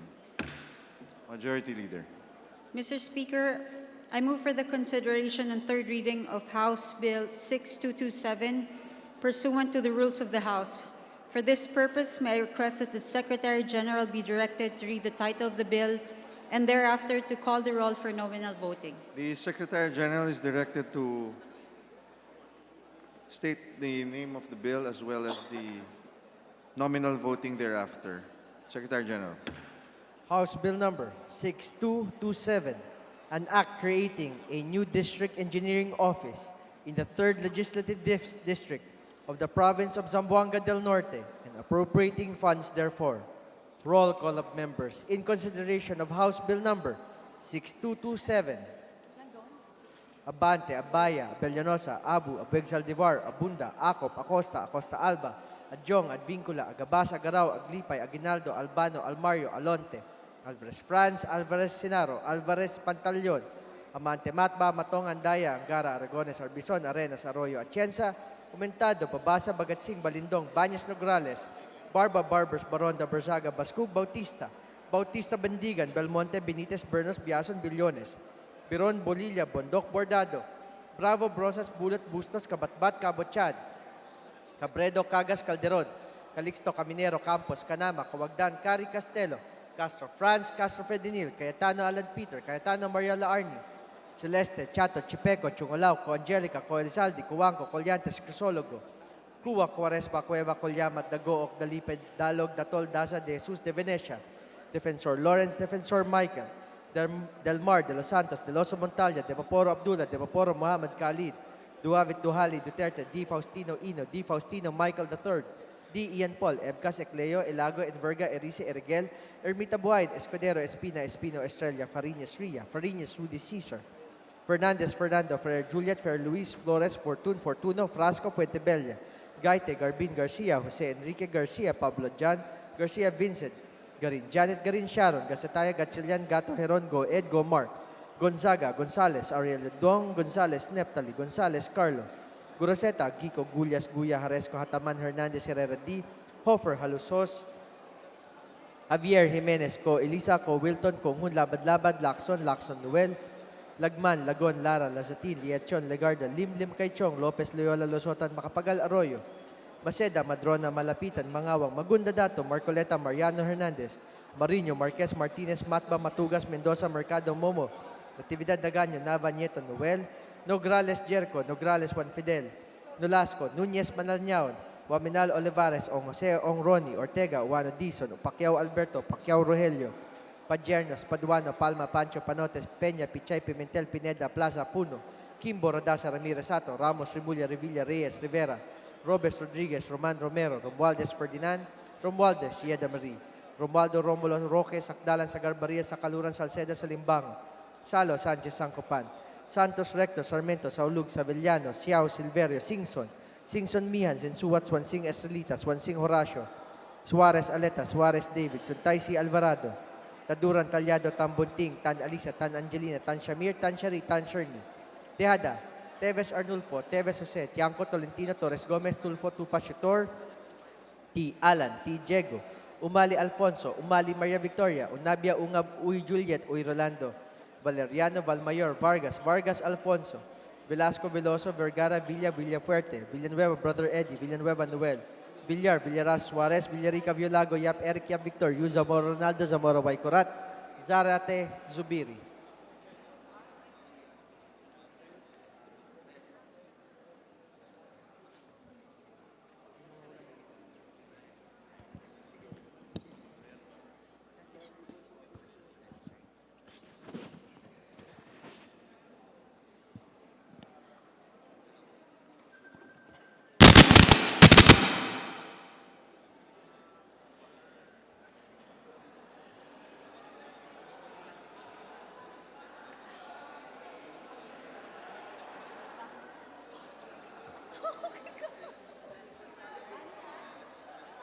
Now that I have your attention, House Bill number 6227 has 215 affirmative votes, 0 negative, and 0 abstention. It is now approved on its third and final reading. Majority Leader. Mr. Speaker, I move for the consideration and third reading of House Bill 6255 pursuant to the rules of the House. For this purpose, may I request that the Secretary General be directed to read the title of the bill and thereafter to call the roll for nominal voting. The Secretary General will read the title of House Bill number 6255 and thereafter call the roll for nominal voting. House Bill number 6255, an act renewing for another 25 years the franchise granted to Romeo Cabrestante Servando, presently known as Rollin Broadcasting Enterprises, under Republic Act number 8202, entitled An Act Granting Romeo Cabrestante Servando a franchise to construct, install, establish, operate, and maintain radio and television broadcasting stations in the province of Palawan. Roll call of members for consideration on third reading of House Bill number 6255. Abante, Abaya, Abellanosa, Abu, Abueg Saldivar, Abunda, Acop, Acosta, Acosta Alba, Adyong, Advincula, Agabas, Agaraw, Aglipay, Aguinaldo, Albano, Almario, Alonte, Alvarez France, Alvarez Genaro, Alvarez Pantaleon, Amante Matba, Amatong, Andaya, Angara, Aragones, Arbison, Arenas, Arroyo, Atienza, Omentado, Babasa, Bagatsing, Balindong, Banyas Nograles, Barba, Barbers, Baronda, Barzaga, Bascug, Bautista, Bautista Bandigan, Belmonte, Benitez, Bernos, Biazon, Billones, Biron, Bolilla, Bondok, Bordado, Bravo, Brosas, Bulut, Bustos, Kabatbat, Kabochan, Cabredo, Cagas, Calderon, Calixto, Caminero, Campos, Canama, Kawagdan, Cari, Castelo, Castro France, Castro Fredenil, Cayetano Alan Peter, Cayetano Maria Laarni, Celeste, Chato, Chipeco, Chungalao, Co Angelica, Co Elizaldi, Co Juanco, Coliantes, Crisologo, Cua, Quaresma, Cueva, Culiamat, Dagook, Dalipe, Dalog, Datol, Daza, De Jesus, De Venecia, Defensor Lawrence, Defensor Michael, Del Mar, De Los Santos, De Loso Montalia, Dimaporo Abdullah, Dimaporo Khalid, Duavit, Duhali, Duterte, Di Faustino Ino, Di Faustino Michael, Di Ian Paul, Ebcas, Ecleo, Elago, Enverga, Erice, Erigel, Ermita Buhain, Escudero, Espina, Espino, Estrella, Fariñas Ria, Fariñas Rudy Cesar, Fernandez, Fernando, Ferrer Juliet, Ferrer Luis, Flores, Fortuno, Frasco, Fentebella, Gaite, Garbin, Garcia Jose Enrique, Garcia Pablo Jan, Garcia Vincent, Garin Janet, Garin Sharon, Gazataya, Gatchalian, Gato, Heron, Go Ed, Go Mark, Gonzaga, Gonzales Aurelio Dong, Gonzales Neptali,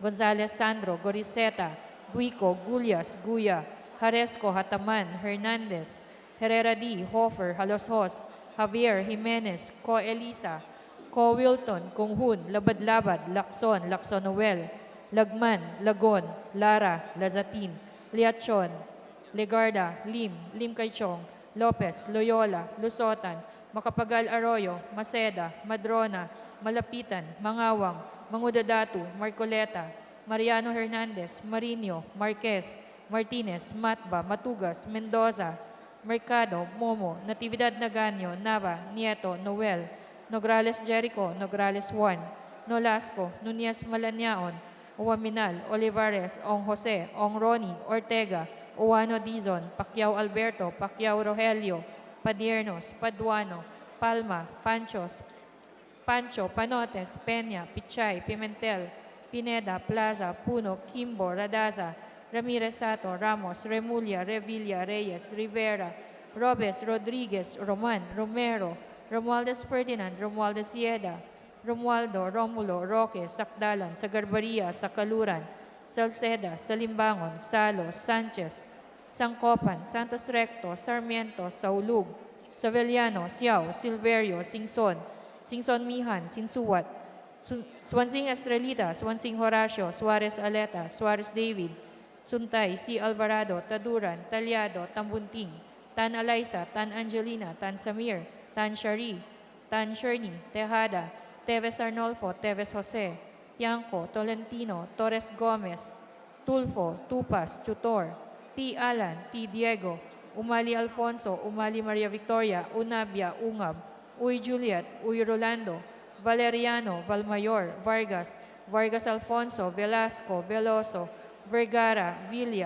Villafuerte, Villanueva Eduardo, Villanueva Noel, Villar, Villaraza Suarez, Villarica, Violago, Yap Eric, Yap Victor, Yu, Zamora Ronaldo, Zamora Waikurat, Zarate, Subiri.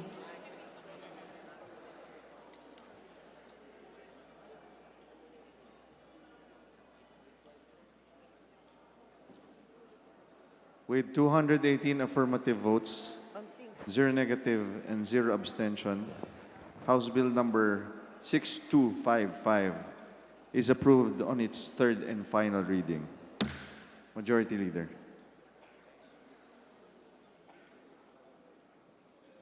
Mr. Speaker, I move that we resume consideration of House Bill number 5832 under Committee Report number 142 and request that the Secretary General be directed to read the title of the measure. So moved, Mr. Speaker.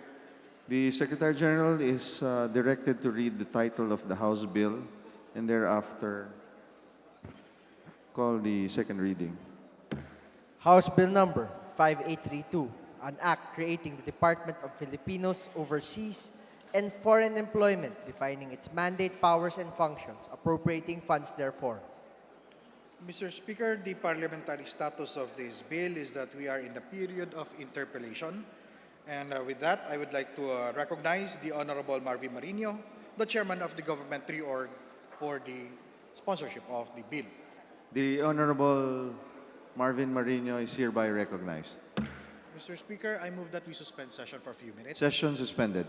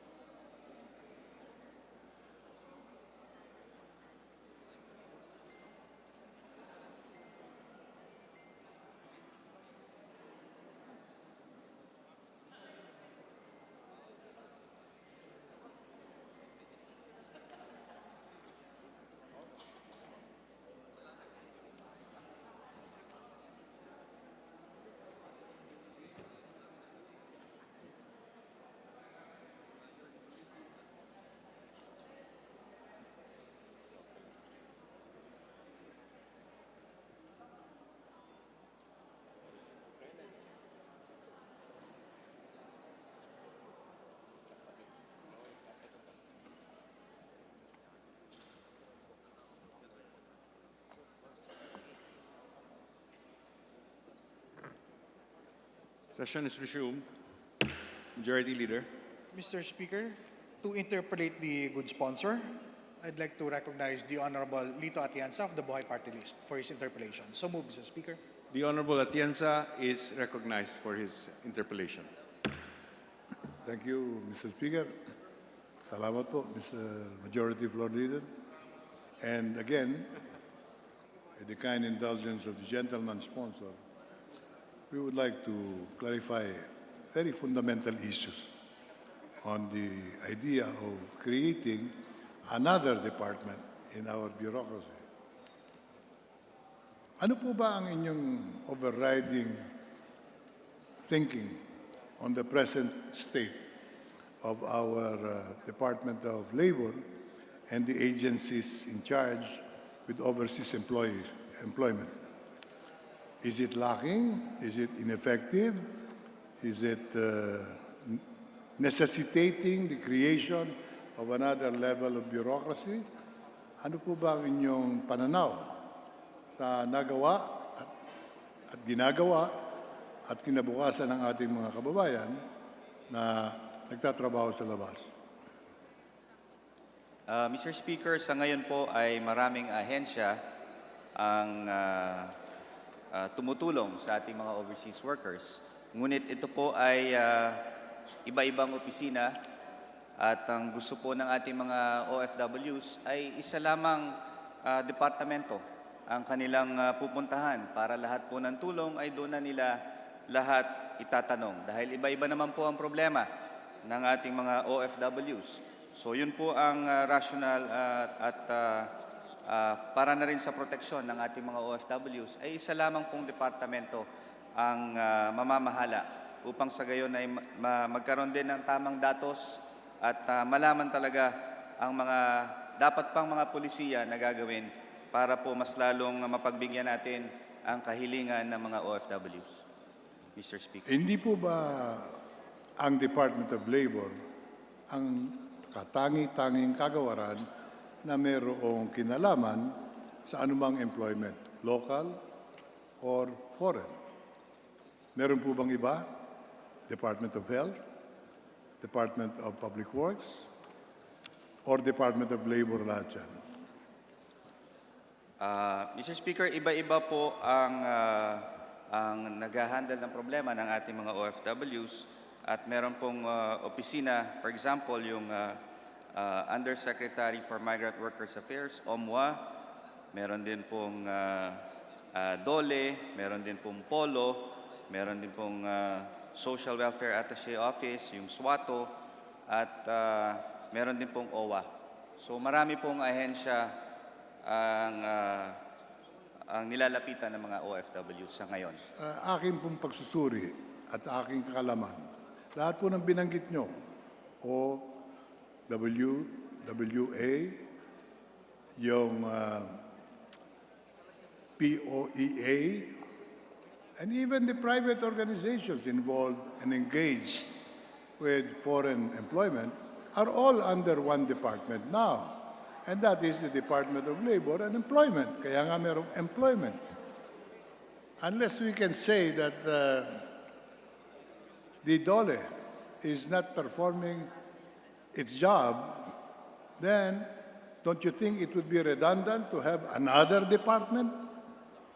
Ang akin pong napupuna ay ang ating ginagawang solusyon sa mga problema ng tao at ng bansa ay mag-create ng panibagong department.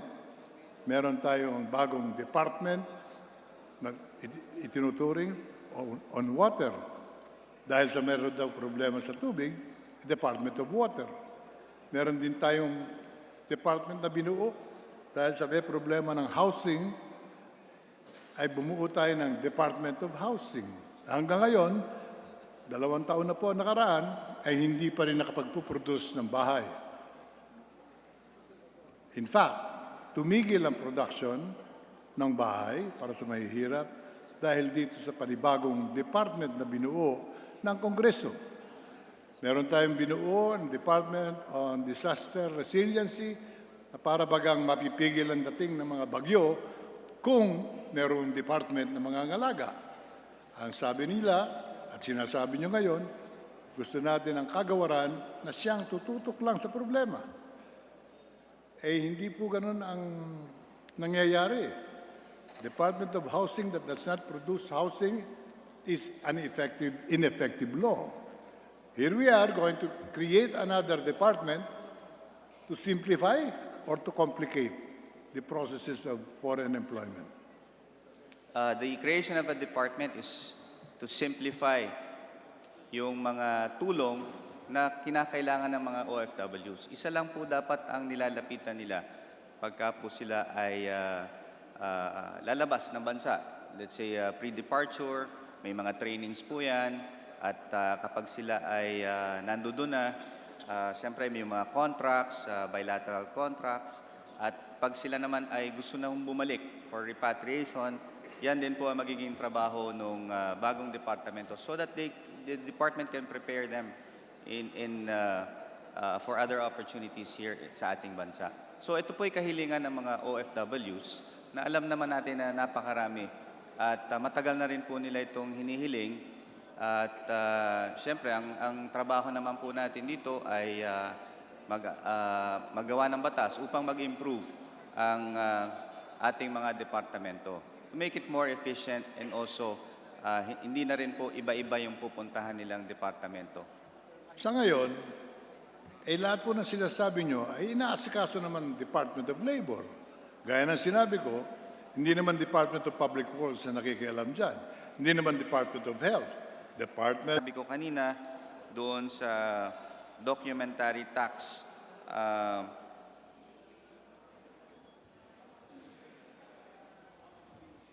na nag-accrue doon sa mga dollar remittances ng mga foreign overseas workers. So, madadagdagan po ang budget nito at hindi po mababawasan yung mga serbisyo. Mas lalo nga po madadagdagan yung serbisyo ng, para sa ating mga OFWs. Mr. Speaker. Sa makatwid, Mr. Speaker, the sponsor is not envisioning the assignment of labor, special labor attachés of from its own department and rely on the present setup of the Department of Labor. Tama po ba yung aking pagkakaintindi? Hindi na kayo bubuo ng mga foreign assigned offices and you will rely on the Department of Labor to help them out in their places of work. Mr. Speaker, magkakaroon po ito ng, ang tawag po natin ay ATN Career Officer Corps. Sarili po, similar to a Foreign Service Corps. Meron pong hiring at training. So, ito po yung mga tutulong na mga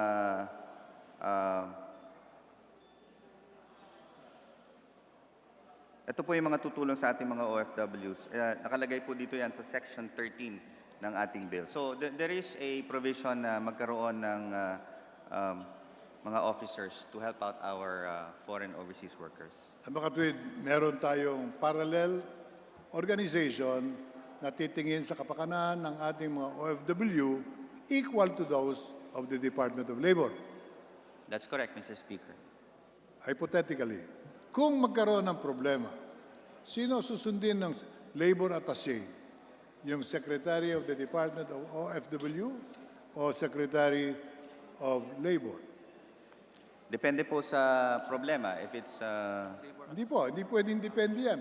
Pag may mga problema, a decision has to be made, especially when it concerns the life of the OFW. Who will now make a decision?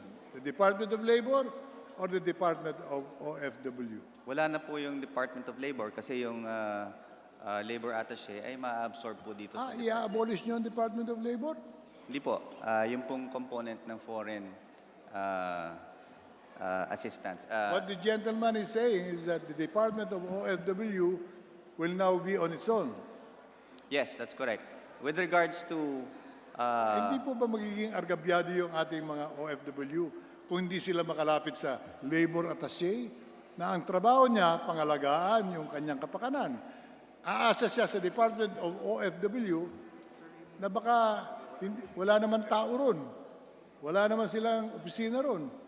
So, uuwi muna sila rito para humingi ng tulong. Ang tanong ko nga po yung labor attaché, ang trabaho niyan talagang walang gagawin kundi yung kapakanan, proteksyon ng interes ng ating mga manggagawa at mga OFW. Pero kung aalisin natin sa kanila, dapat may ipapalit tayo. Kung wala po, hindi kayo makadadagdag. Makapeperwisyo tayo sa kalagayan ngayon ng ating mga empleyado sa labas ng bansa. Because in cases of need and emergency, they may not know where to go. So in our desire to provide a better service to them, baka lalo silang malagay sa alangan. Yan po ba'y tinignan ninyo sa pagsusuri ng inyong panukalang batas? Apo, Mr. Speaker, yung pong POLO, which is the Philippine Overseas Labor Office, under DOLE, ay ma-absorb po ng bagong departamento. So, sila rin po yung magiging under ng bagong department. Ibig sabihin, hindi na po sila under ng DOLE. Ito po ay magiging under. Sila po yung mga labor attachés natin under POLO ay magiging part na ng bagong departamento. With all due respect to the gentleman sponsor, who is impassioned by his desire to see the fruition of his creation of a department, you may be put in a very, very sensitive position when the employees abroad are not provided what they need because you have created another department to whom the Department of Labor will point to. Doon kayo sa Department of OFW. Dahil inalis na kami dyan sa pagpapatakbo ng inyong mga trabaho at ng inyong pangangailangan. So again, I will reiterate my doubts on the practicality of creating another department rather than ensuring the efficient performance of the present department, creating another hope, false hope on the part of our people that they will get a better deal, when in reality, they will not because of, again, shortage of funds. Alam ko na isasagot ng budget pagdating ng panahong hihingi kayo ng especially designated officers and men to be assigned abroad, sasabihin sa inyo, walang pera. Kung yung Department of Foreign Affairs, hindi nga po papatakbo ng tama, ang mga embassy natin, nabubulok na. Ang ating mga konsulada ay nabubulok na rin dahil walang pera. Bubuo na naman tayo ng department na magkakaroon ng pangangailangan sa foreign assignment, sasagutin na naman kayo. Wala tayong pera. And I don't believe your estimate of 3 billion or 8 billion would be sufficient to run a department that will take good care of our laborers and men and women working abroad. This is again one of those departments that will not go the right way as you envisioned it as the sponsors of the Department of Housing promised the country. We will have more houses if a department is made, created by Congress. If your measure is approved, that in effect will be the promise. The OFW will get a better deal, when in reality, you will not be able to deliver what you are saying this afternoon. As time comes along and problems arise, this discussion will have to be reviewed by those who will now be litigating cases filed against certain people, and let it be registered. Congressman Atienza pointed out the dangers ahead, and let those people responsible for creating an additional problem which may not be solvable by another department. Pagtrabahuin ng Department of Labor, make sure that OWA and POEA, the agencies involved with foreign employment, perform their tasks. But to create another level, Mr. Speaker, is not a solution.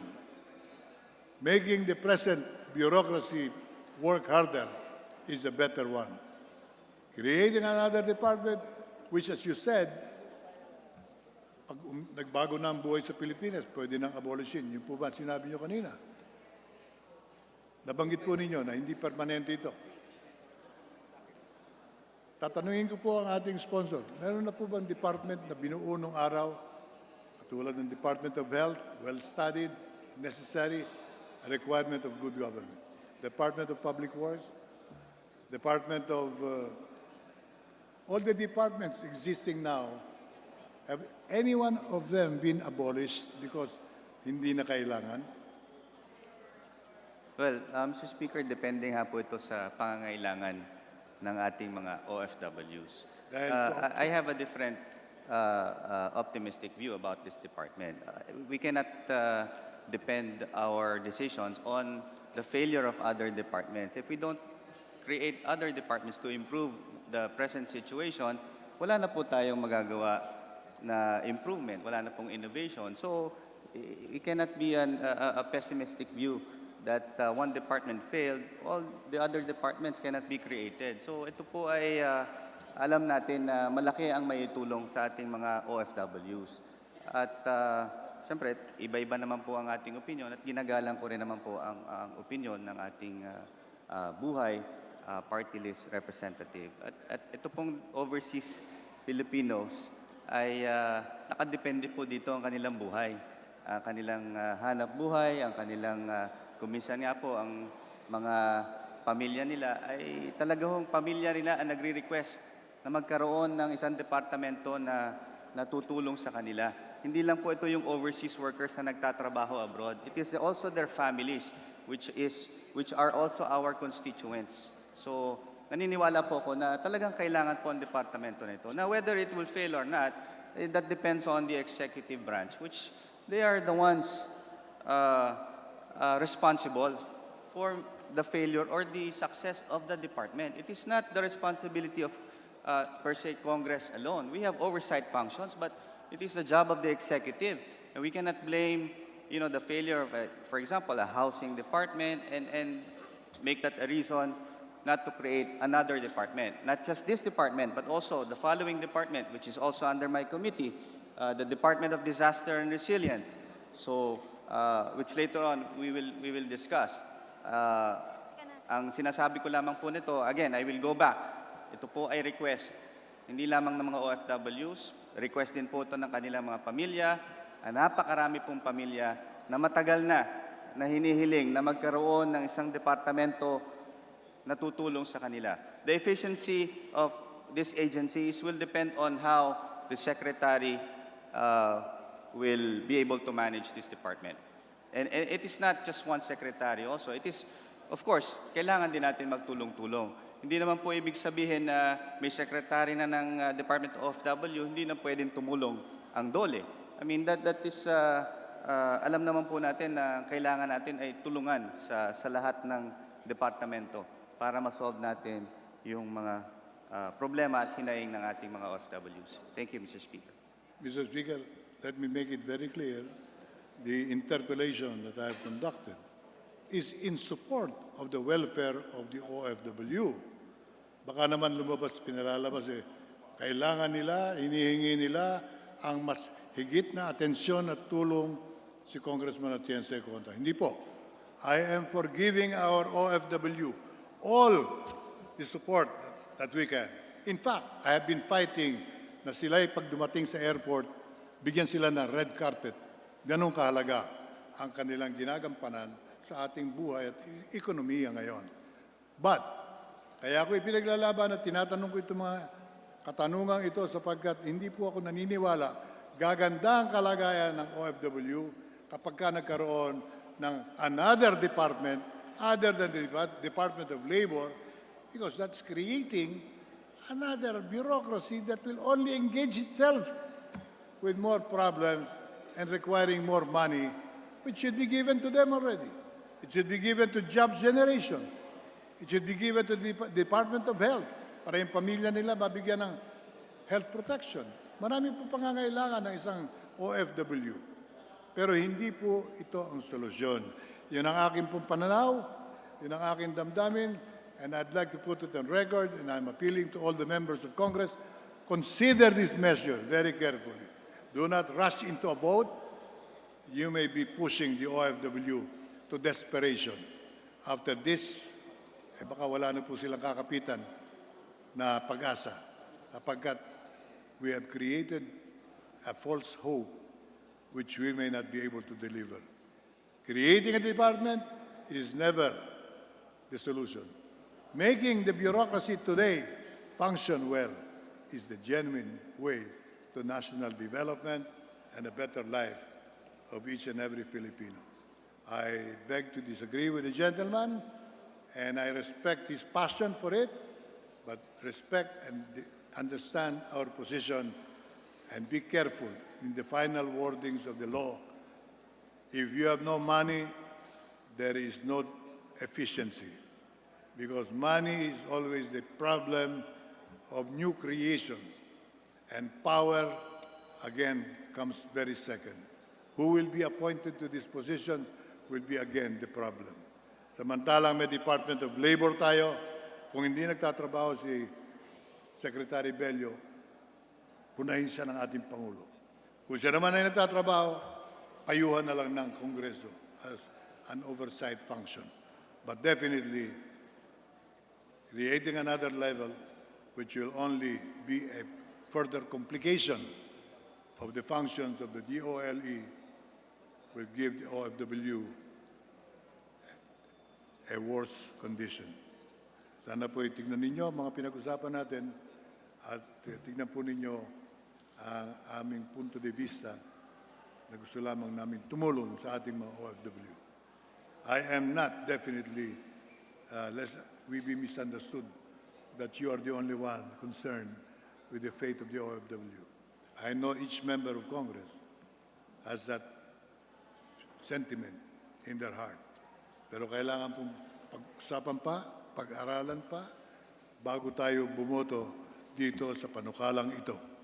And I urge all the thinking members of Congress, consider the answers given by the sponsor to prove that this measure, even to himself, he is not sure whether this will solve the problem or not.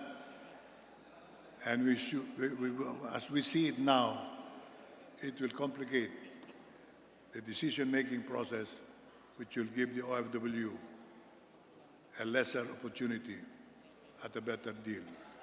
Maraming salamat sa ating sponsor. I wish him well, but I hope you study this measure much more than what you have done to be able to answer the questions that will arise later on. Why did you sponsor this? Why did you vote for it? I will have a clear conscience. I insisted on what is right. Kung mananalo ito dito sa ating kapulungan, let it be. But I am not part of that. I will stand on my own, on my theory that an efficiently run department with sole responsibility of a particular sector should be supported and not undermined by another office. Thank you, Mr. Speaker. Thank you, Mr. Sponsor. Mr. Speaker, I respect the view of the gentleman from Buhay Party List, but I'm very sure that this department will change the lives of our OFWs. And we will never find out if it will be successful or not unless we create this department. So we cannot have a pessimistic view on creating this department. We are very hopeful that all of us will decide on this matter, and I encourage all our members to ask also their constituents whether or not this department will help them in the future. Thank you, Mr. Speaker. Majority Leader. Mr. Speaker. Next to continue his interpellation is the Honorable Ed Salagman. And based on the records, the Honorable Ed Salagman requested for 30 minutes for his continuation in the interpellation. I therefore move that he be recognized and be given 30 minutes to continue with the interpellation. So move, Mr. Speaker. Honorable Edsel Lagman is recognized. You have 30 minutes. Thank you, Mr. Speaker. Thank you, Majority Leader. Earlier, I heard the distinguished sponsor say that Singapore has a small population, so much so that a Department of Housing is not justified in that country. Mr. Speaker, although I am ready to continue with my interpellation, like Singapore, the plenary is not populated. It's sparsely populated. So I move for a recess so that I can confer with the majority leader. Mr. Speaker, I move to suspend session.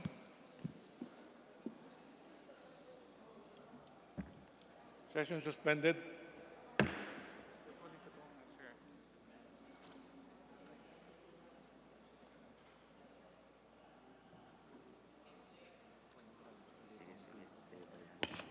Wala time.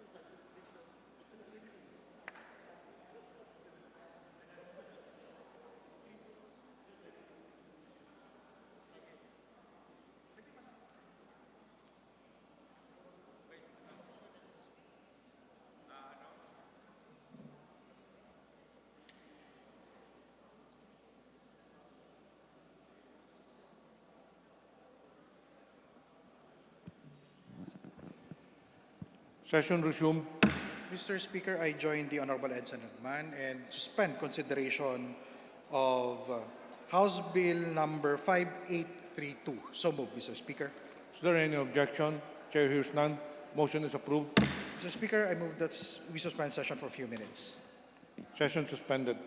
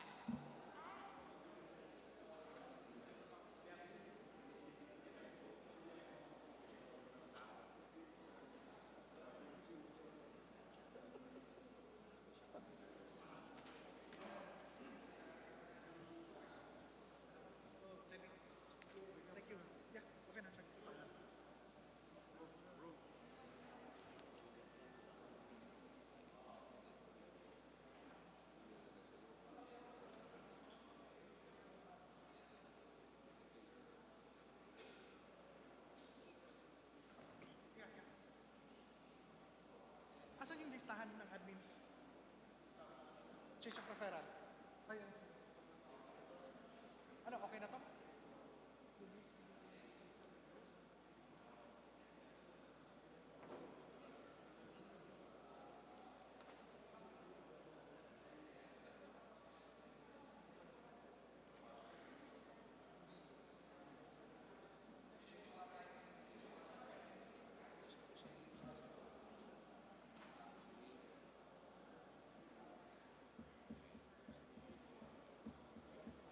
her opinion on the issue.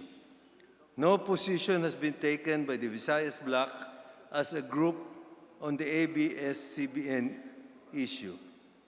Reports in the media, however, and other forums attributed to a fellow congressman from Cebu are therefore not true and have no basis, in fact, not a shred of truth in it. For myself, I know I did not express support to the purported view of the Visayas Bloc. I know the Visayas Bloc did not meet, did not call a meeting, did not even attempt to meet over the ABS-CBN issue. To say and circulate that the Visayas Black did is a falsehood and a misrepresentation that wound the core of the reason for its being as an alliance of legislators from the Visayas regions. On the issue of renewal of the ABS-CBN's franchise, I personally and on my own have expressed this stand clearly and explicitly. The broadcast network should be given its day in Congress and its day in court. Due process and fair hearing are major components under a rule of law. To us legislators, the hearing is crucial to our vote on the network's fate. I also owe it to my constituents who have watched and listened to the network's programs, have liked some of its programs and disliked others, have accepted and at times rejected its information and opinion. In some, have turned to ABS-CBN as it has also turned to other networks as source of entertainment and enlightenment. Pursuant to what I believe, Mr. Speaker, I filed a resolution for the extension of the authority of ABS-CBN to operate until the closing day of this 18th Congress in June 2022, or until we decide on the renewal or rejection of the bills pending on the network's fate. It has become increasingly clear, however, that there is no more time either for consideration of the main franchise or the resolution on its provisional operation. The windows and the gates to any of that are inexorably closing.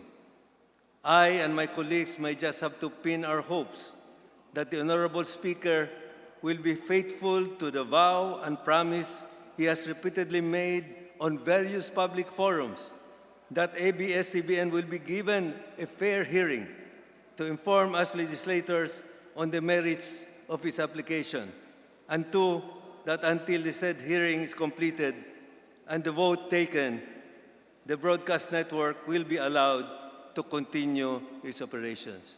Thank you, Mr. Speaker. Majority Leader.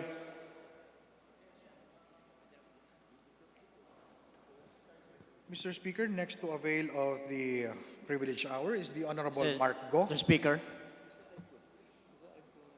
may I interpolate on the speech of... I withdraw my motion, Mr. Speaker, and move that the Honorable... Thank you. The Honorable Bebot Abilinosa be recognized for interpellation. Honorable Abilinosa is recognized. Thank you very much, Mr. Speaker. I would just like to express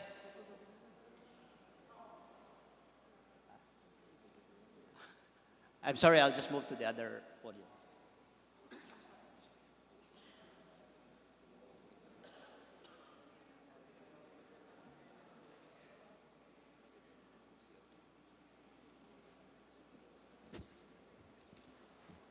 Mr. Speaker, this representation would like to express its disappointment over the press statement issued by our colleague, a fellow Cebuano legislator from the 5th District of Cebu Province, Congressman Duke Prasco, to the effect of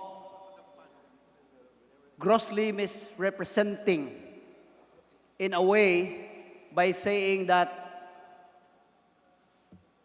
almost all the 48, or if not the 48 congressmen from the Visayas are supportive in the direction of the Speaker in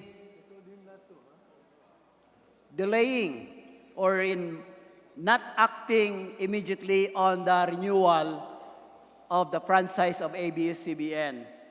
I wish to say here that I signed the resolution 639. And before I proceed, I beg the pardon of our colleague here, Congressman Raul Del Mar, if I may be allowed to continue with my expression of my sentiment with regards to the issue that you have raised? Certainly to my partner in Cebu City. He represents the first, I represent the first district and he the second. Please go ahead. To the effect that I, being a representative coming from the Visayas, is alluded to be part of these 48 representatives who are in favor of not acting on this renewal of the ABS-CBN franchise immediately. Because I signed Resolution 639, Mr. Speaker, which urges the Committee on Legislative Franchises to consolidate all these pending bills and to immediately report in plenary the action of the committee with regards to the pending application or renewal of the franchise of ABS-CBN. To me, Mr. Chairman, Mr. Speaker, this is deplorable because I have made a stand that this matter of the renewal of the franchise of ABS-CBN must be acted upon immediately because I feel sometimes I feel challenged by some of my constituents who confront me, why is the House of Representatives not doing anything despite the call of the President himself for Congress to act on it? Despite the call of Senator Bongo that the Congress, the House of Representatives must already tackle this issue on the renewal of the franchise. So I am one with the members of this august body, Mr. Speaker, who wish that immediately the Committee on Legislative Franchises, without shortcutting it, without omitting it, we are not saying that we should shortcut the process because it has been there in the committee since last year or many, many months ago. So it's not a reason that we do not wish to be rushed because it's not a point about rushing this matter because it's been there for a long time already. So in response to the call of the President, in response to the call of some of the senators who wish that we take up this matter, I once again, make it clear, Mr. Speaker, that I am offended, that I take offense, and I take exception to the statement of Congressman Duke Frasco that I am one of those who do not want this matter of the renewal of ABS-CBN franchise delayed further. Thank you very much, Mr. Speaker. Majority Leader.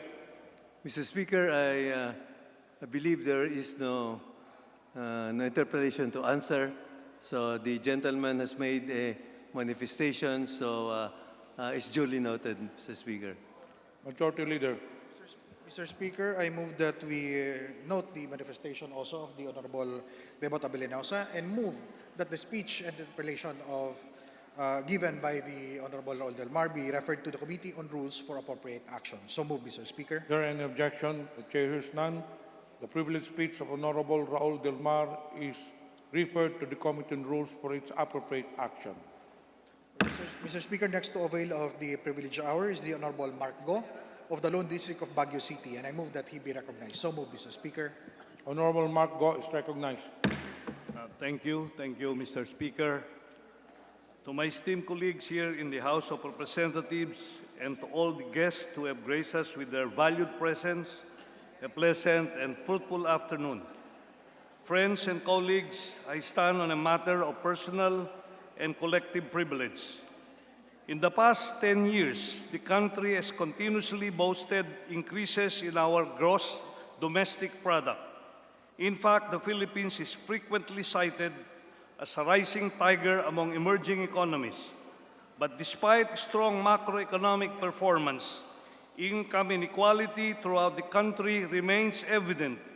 In order to lift millions out of poverty and to elevate the Filipinos' standard of living, We need to ensure that our growth is not only sustainable, but also inclusive. It is towards this end that we must continue to focus on generating productive and higher quality employment. The Philippines closed 2019 with a record low of 4.5% unemployment rate. This is the lowest unemployment rate we had in a period of 25 years, from 1994 to 2019, with unemployment reaching an all-time high in 2000 at 13.9% and averaging at 8.24% throughout the 25-year span. Our 4.5 record is indeed noteworthy, and we wish to commend all our partners in the executive branch and in the private sector for making this happen. That being said, we have to understand that unemployment as a metric, although effective, is still crude. Unemployment rate only measures the number of persons actively looking for work as a percentage of our national labor force. It does not take into account those who have unwillingly dropped out of the workforce. Further, we may be lowering the unemployment rate, but we are not ensuring that we truly optimize the skills, talents, and trainings of our working class. Meanwhile, the country's labor force participation currently stands at 61.47%, which is at par with the global figure. Underemployment, on the other hand, dropped to 14%. In terms of where we are in eradicating poverty, there are, as of latest figures, 17.6 million poor Filipinos, which is about 16.6% of the total population.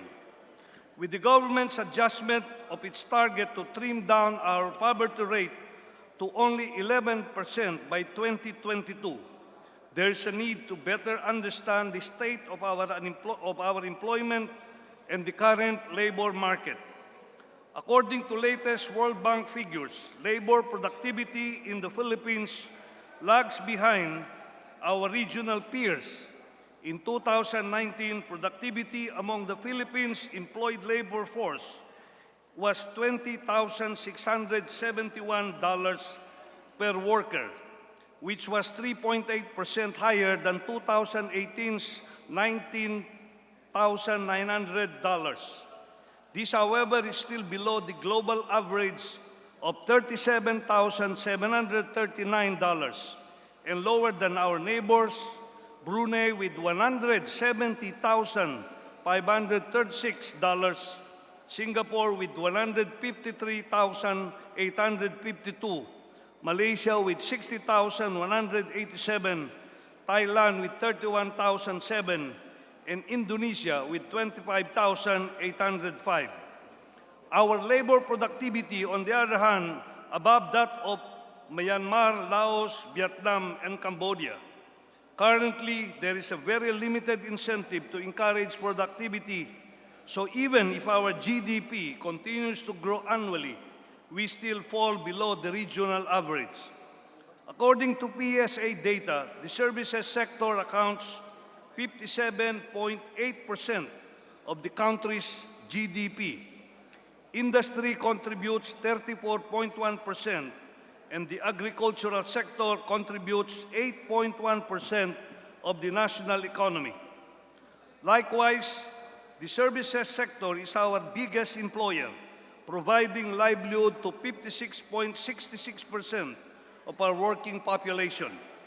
Meanwhile, 24.95% are employed in the agricultural sector, while the remaining 18.93% are in the industry.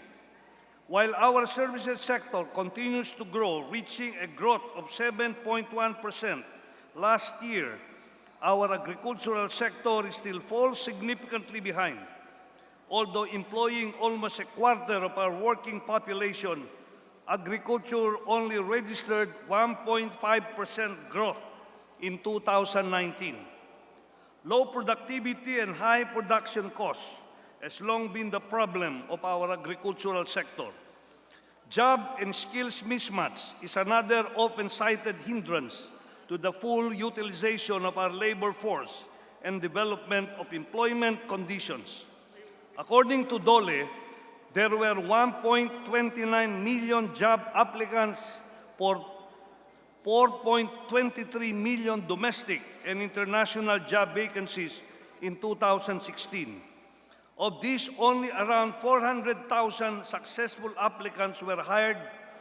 With the reforms in our educational system, we were able to increase the number of our human capital, but whether they're qualified or not is a different question altogether. As observed by employers, a college diploma by itself does not automatically equate to being job-ready. According to PSA data, as of July 2019, 30.2% of those who are unemployed are in fact college graduates. Meanwhile, the percentage of college graduates over the total employed sector is only 17.6%. We can observe that many job applicants do not have the right degrees, skills, trainings that suit the demands of the growing industries. According to the study of the Philippine Institute of Development Studies, or PIDS, there are 4 observable difficulties in producing the appropriate manpower and skills. First, there is no one-to-one correspondence between courses and jobs, such that an engineer's involvement in an enterprise is not constrained to the stages of production only, but he can also be part of management. The second observation is that our indicators are not specific enough. As mentioned earlier, unemployment rate is a very crude measure. We have to consider what the skills and competencies of our people are, the reasons for not landing jobs, and the demands of the industries that prevail. Third observation is that the rapid change in technology. We live in a fast-paced, technologically driven environment. The pace by which new technologies, new methodologies are being developed unprecedentedly. According to the Philippine Institute for Development Studies, in many cases, by the time the students graduate, half of what they learn in school is already obsolete. Last is skill production lag. In order to keep applicants abreast with up-to-date and relevant skills and competencies, they would need to undergo continuous training and learning programs, and this would require adequate time and resources. As observed, the service sector is our fastest growing sector and biggest employer. Business process outsourcing played a significant role in the growth of our service sector and in providing gainful employment to many Filipinos. Participation, however, in this growing sector demands specific skill sets and higher educational requirements, which may alienate many. Another important segment in the service sector is tourism. Tourism accounted for 5.4 million jobs in the Philippines in 2018. In the same year, the theme of the ASEAN tourism was accessible tourism for all. It was a recognition of the potential of tourism for inclusive growth.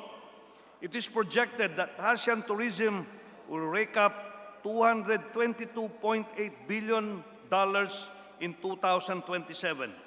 However, of the 10 ASEAN member countries, the Philippines ranked at 6th place in terms of tourist arrivals. It should be noted, however, that said projection was made before the heat of the coronavirus outbreak.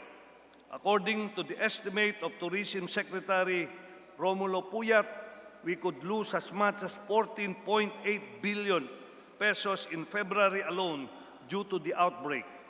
That being said, we have been reassured by the good Secretary during last month's joint committee hearing of the Committees on Tourism and Economic Affairs that efforts are being taken to soften the blow of the outbreak, such as rolling out discounted packages and strengthening our domestic tourism. If we are truly to capitalize on the potentials of our tourism sector, in this particular case, the development of the capacities of our human capital through education and training must be complemented with sustainable environmental policies and construction of sufficient facilities and infrastructure. Another significant contributor to our economy and what actually spared us from the major effects of the fluctuating global economy is our OFW sector. Remittances of Filipino overseas have continually grown over the years as the types of work OFWs land have also changed from low-end service jobs to professional jobs requiring higher education. In fact, the Bangko Sentral reported a record high of $33.5 billion in OFW remittances in 2019. This is 3.9% higher compared with the 2018's $32.2 billion. For college graduates who are either unable to land jobs domestically or unable to land jobs that pay satisfactorily, working overseas is a common option. In fact, in 2014, 54.9% of OFWs are college graduates, which is more than twice as high as our domestic labor market. Does this mean that our graduates are able to find jobs abroad suitable with their college degrees?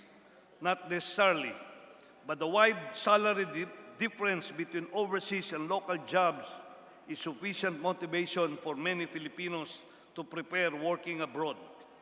To our partners in government, we need to develop new mechanisms and matrices to measure our progress in addressing job and skills mismatch.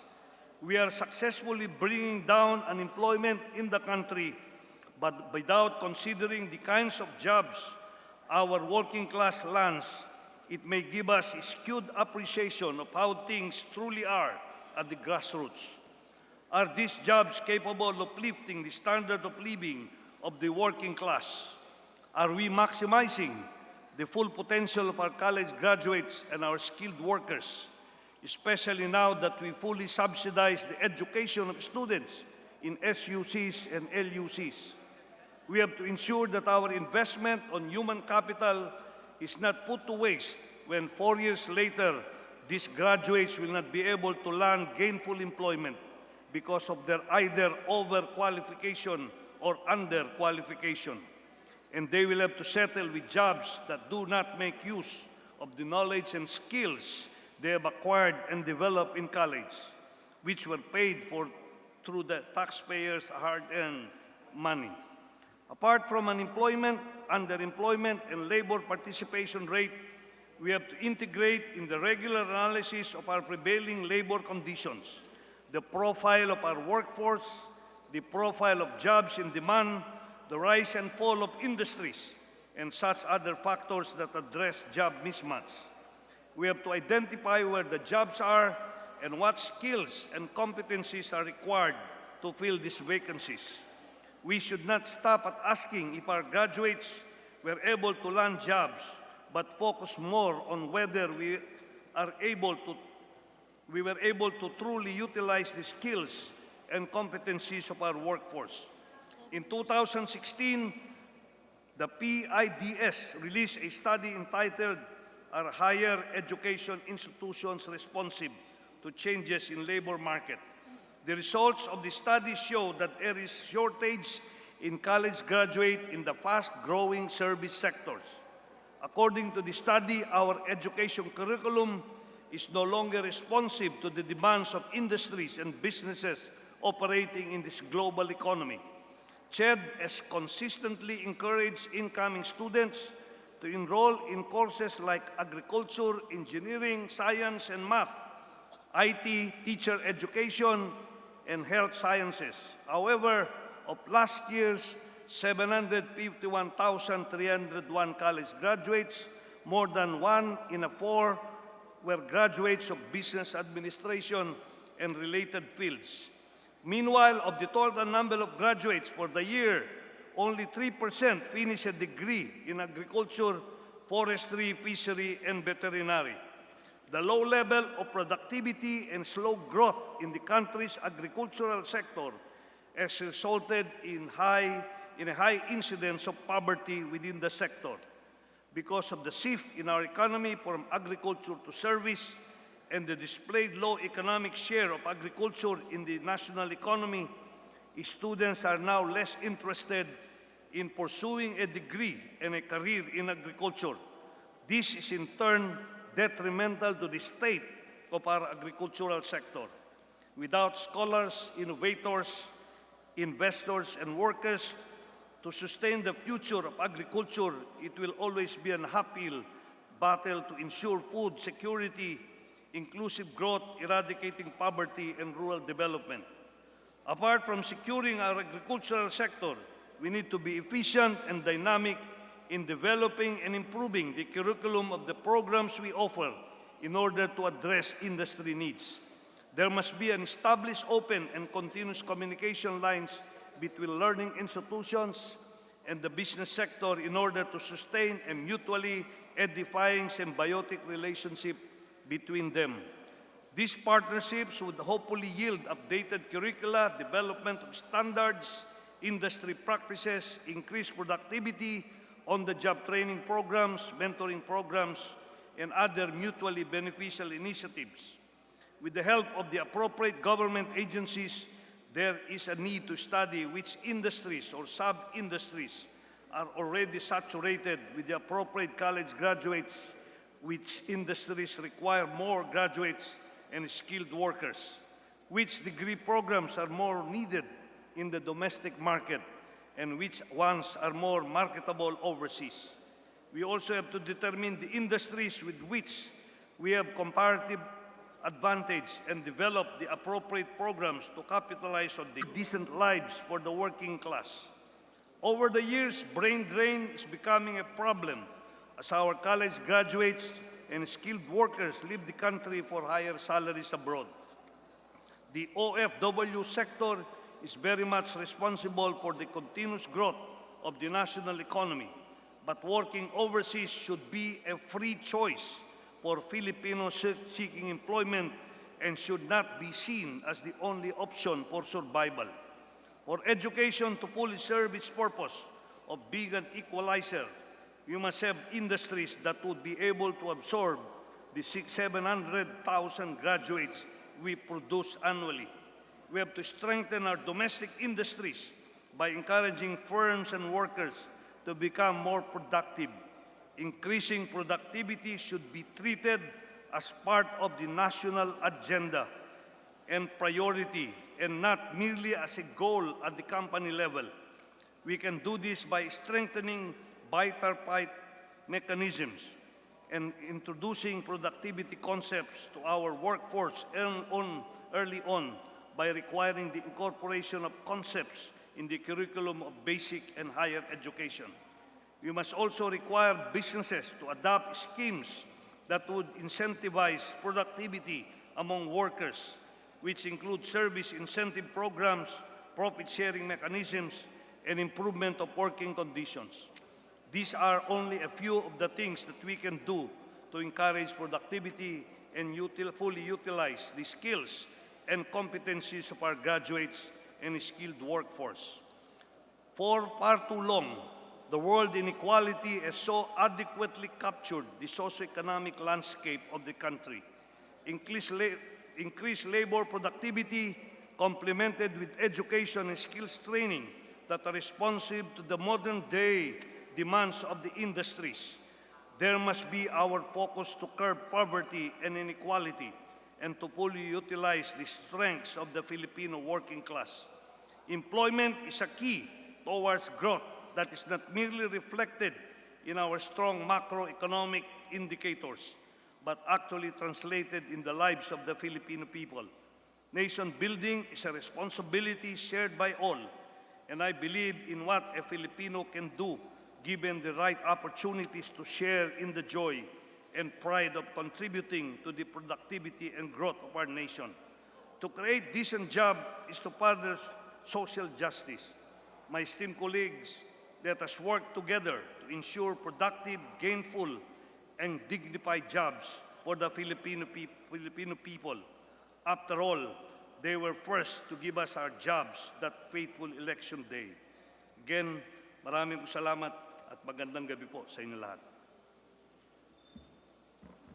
Majority Leader. Mr. Speaker, I move that we recognize the Honorable Freddy Gaite for his interpellation. Honorable Gaite is recognized. Salamat, Mr. Speaker, sa ating kapitapitagang kinatawan na si Congressman Marco. Papahintulutan ba na magtanong lang ng mga ilang questions regarding sa pinesent na privilege speech, Your Honors? Yes, sir. Salamat po. Kaisa namin kayo, Congressman Marco, sa isang mabigat na suliranin ng ating bayan.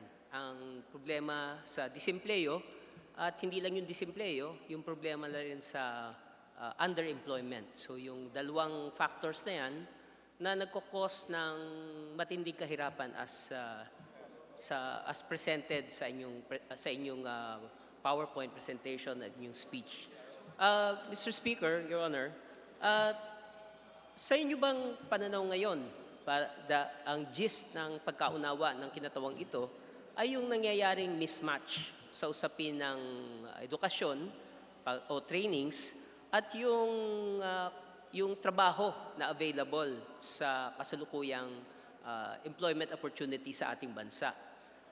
Dati po, ang isang naging solusyon ay yung K-12 na tulad ng modelo sa Estados Unidos at ibang bansa, kapag ikaw ay nakatapos ng high school, ikaw daw ay employable. Pero sa inyong pinakitang datos, marami sa ating college graduates na nga ay hindi pa rin ma-employ dahil sa isang problema nga, yung mismatch. Ano ho ba ang tingin nyo dito sa isang suliranin hinggil sa existing education program at yung mismatch sa ating employment opportunity sa ating bansa? Gusto ko pong sagutin yung tungkol sa K-12 muna. Yung pong hindi nakakapagtrabaho after graduation, yun po yung mga kumuha ng tech-book track. Ang objective po ng K-12, pag ikaw ay nakatapos ng tech-book track under the K-12 program, dapat ready ka na magtrabaho.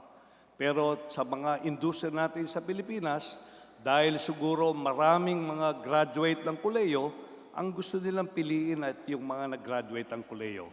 Even then, karamihan sa mga nag-graduate natin ay hindi nakakahanap ng trabaho sa ating bansa. Pinakita ko kanina sa aking talumpati na out of 1.3 million Filipinos na nag-apply, given about more than 4 million jobs, ang nakapasok lang about 700,000.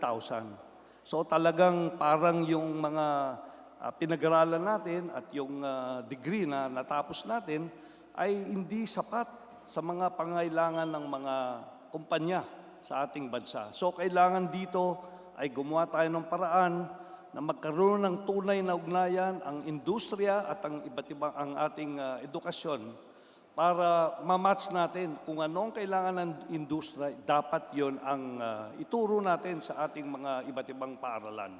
At ito ay kailangan natin. Kaya ako, nag-file ako kanina ng isang bill na strengthen yung Commission on Higher Education para matingnan nila at mabigyan ng solusyon itong problema natin sa mismatch.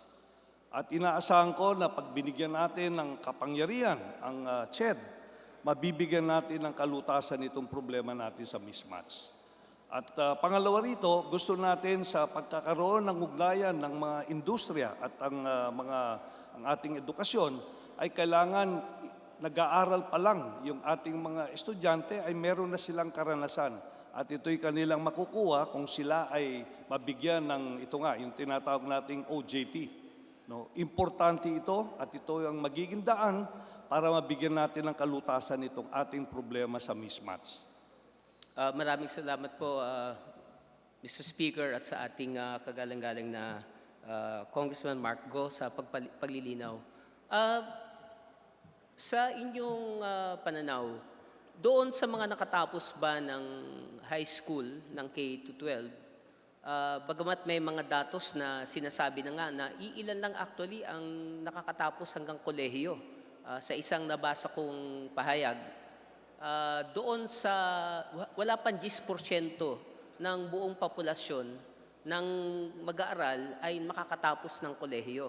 Ibig sabihin, 90% ay below maaring college level o di kaya ay mas mababa pa. Kung kaya't mas marami talaga ang hindi nakakaabot ng kolehiyo sa napakaraming dahilan. Financially hindi adequate, nawalan ng interest para ituloy pa o pursue ang pag-aaral at iba pang mga dahilan. Ngunit mas madalas kaysa hindi, yung financial problem ng panustos sa pag-aaral sa kolehiyo. Kung mamarapatin ang ating kagalang-galang na Mr. Congressman Marco, sa tingin niyo po, anong klase o anong uring trabaho anong kukuha ng ating mga high school graduates sa pagtatrabaho? Nabanggit niyo po, tech-voc ang kadalasang tinatapos. Masasabi ba natin na decent, nagbibigay na nakabubuhay na sahod? Masasabi ba nating mas maganda ang trabaho ng high school graduate kaysa sa college level, Mr. Speaker? Well, dapat we should have jobs better than sa high school. Dapat kung ikaw ay isang college graduate, talagang kailangan magkaroon ka ng magandang trabaho.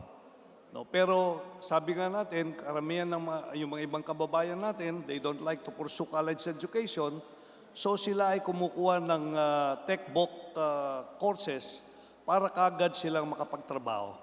Pero ang ating gobyerno, when we pass the universal access to quality tertiary education, we have given a lot of opportunities para sa ating mga kababayan na makapag-aral ng libre, lalo-lalo na sa mga state universities and colleges at sa lahat din ng mga local universities and colleges. So ito isang paraan, isang one step forward para ma-address natin yung kakulangan ng edukasyon ng ating mga kababayan. At ito ang sinasabi natin ay isang equalizer. But we should not only be interested in sending people sa mga iba't ibang paaralan, kundi kailangan siguraduhin natin na sila'y matuto ng tamang skills and competencies that are needed in the various industries in our country. At yun ang kailangan nating i-address. It's not sufficient that you finish a degree. It's important how you're gonna use these skills and competencies that you will learn. At ito ay kailangan bigyan natin ng masusing atensyon. Yun nga, yung ating i-final na bill para i-amendaan ang responsibilidad o ang probisyon ng itong ating Commission on Higher Education para ma-address natin ito.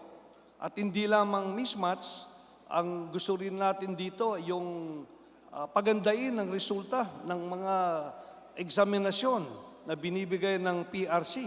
Can you imagine only 37% on the average ang pumapasa sa lahat ng mga exams, board exams na binibigay ng PRC. You can just imagine, you finish a degree, you take the board exam, and you cannot work because you don't have the necessary qualification in terms of passing the board exam. So ito isang problema natin. So I challenge yung ating iba't ibang universidad at ang Commission on Higher Education na ma-address natin to. Maraming salamat po sa kasagutan. Sapagkat tama po, no, liban nga po dun sa namumrebang mismatch, marami sa ating mga mamamayan na hindi equipped para makapasok doon sa trabaho na gusto niyang pasukin. Bunga na nga ng binabanggit na kakulangan ng pagsasanay, edukasyon at iba pa. At nakakabahala dahil bagamat doon sa datos na ipinakita ng ating kagalang-galang na congressman, na pinakitang seemingly mababa yung disimpleyo at 4.5%. Pero kung ang tanong ay kung ano yung kalidad ng trabaho, kung yung usapin ng underemployment ay hindi pa masyadong nalinaw sapagkat as defined, sinabi niya sa underemployment, ay yung mga manggagawang naghahanap pa ng karagdagang trabaho. At kadalasan, ang dahilan kung bakit naghahanap ng trabaho, dahil yung sahod na tinatanggap ng kasalukuyang manggagawa ay hindi sumasapat sa kanyang pangangailangan. Nabanggit ng ating kagalang-galang na congressman na Mr. Speaker, na kailangan natin itaas yung produktibidad. At totoo yun, napakahalaga nito. Lalo na kung inihambing sa mga iba't bansa ay mas mataas ang produktibidad. Napaliwanag yun sa agrikultura na napakababa ng ating produktibidad.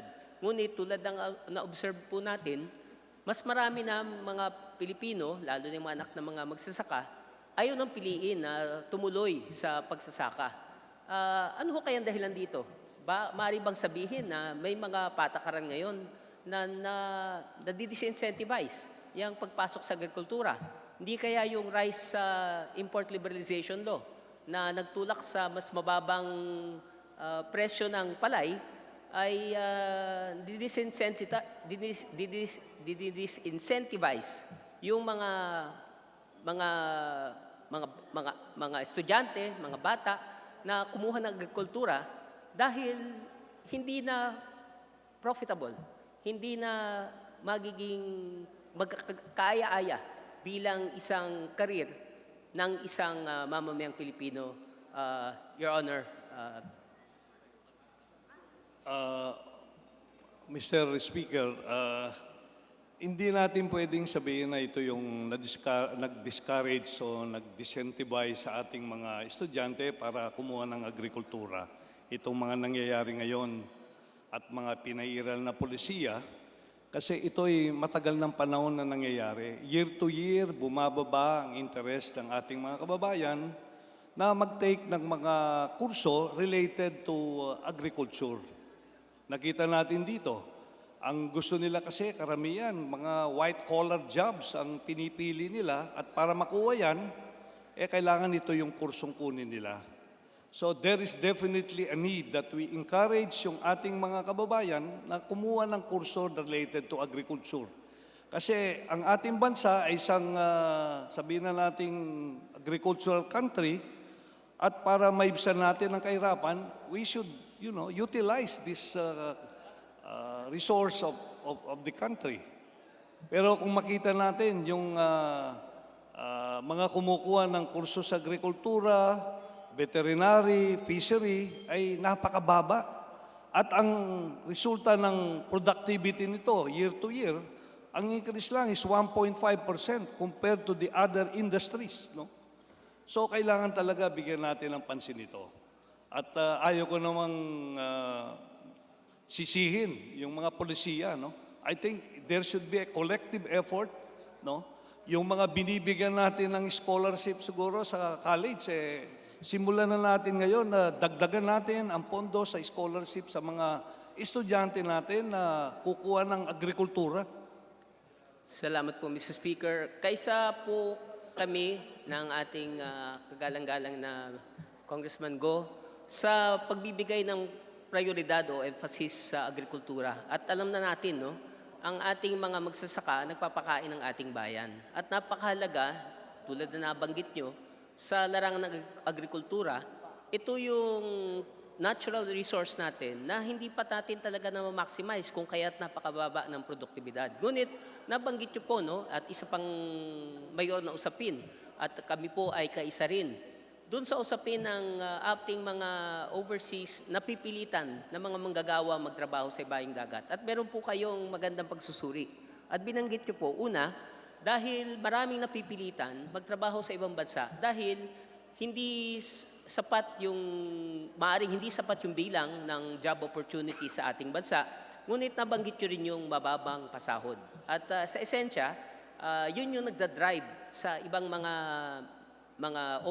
Pilipino na magtrabaho sa ibang bansa. Ang tanong ko po bali, kung ngayon, kung profitable ang in the same way no sa OFWs, kung profitable ang ating pagsasaka, no?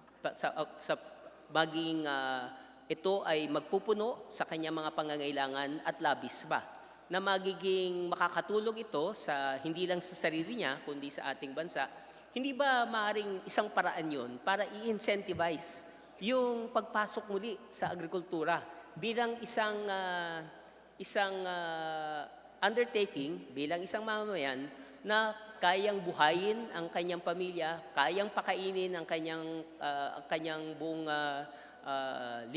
normally yung family size na 5, na magpo-provide rin ng additional value-added products and services na mas malaki pa ang impact kaysa ito nga binabanggit na services, no? Na totoo, yan ang pinakamalaki ngayon. Pero in terms of value added, pagkatapos na ibigay yung service, tapos na. Hindi tulad po sa agrikultura at isa pa ho sa industriya, at kanina nga po sa komite ng labor ay nababahala tayo dahil may mga manufacturing enterprises tulad ng napabalitaan, ang Honda ay ang kanilang car manufacturing division ay magsasara. May balita na ang ibang manufacturing companies ay balak na rin mag-downsize dahil na rin sa problema dahil sa nababanggit at paulit-ulit during the hearing, yung global strategy ng mga multinational corporations to reconcentrate their operations in few or selected areas. Hindi ho ba yun yung pwede rin nating gawa ng konkretong policy para maging kain-gain-ganyo na yung ating mga mamamayan ay piliin muli yung mga programa, mga kurso sa agrikultura para magkaroon muli ng pagkabuhay ng ating agrikultura para makatulong sa ating ekonomiya. Mr. Speaker, Your Honor.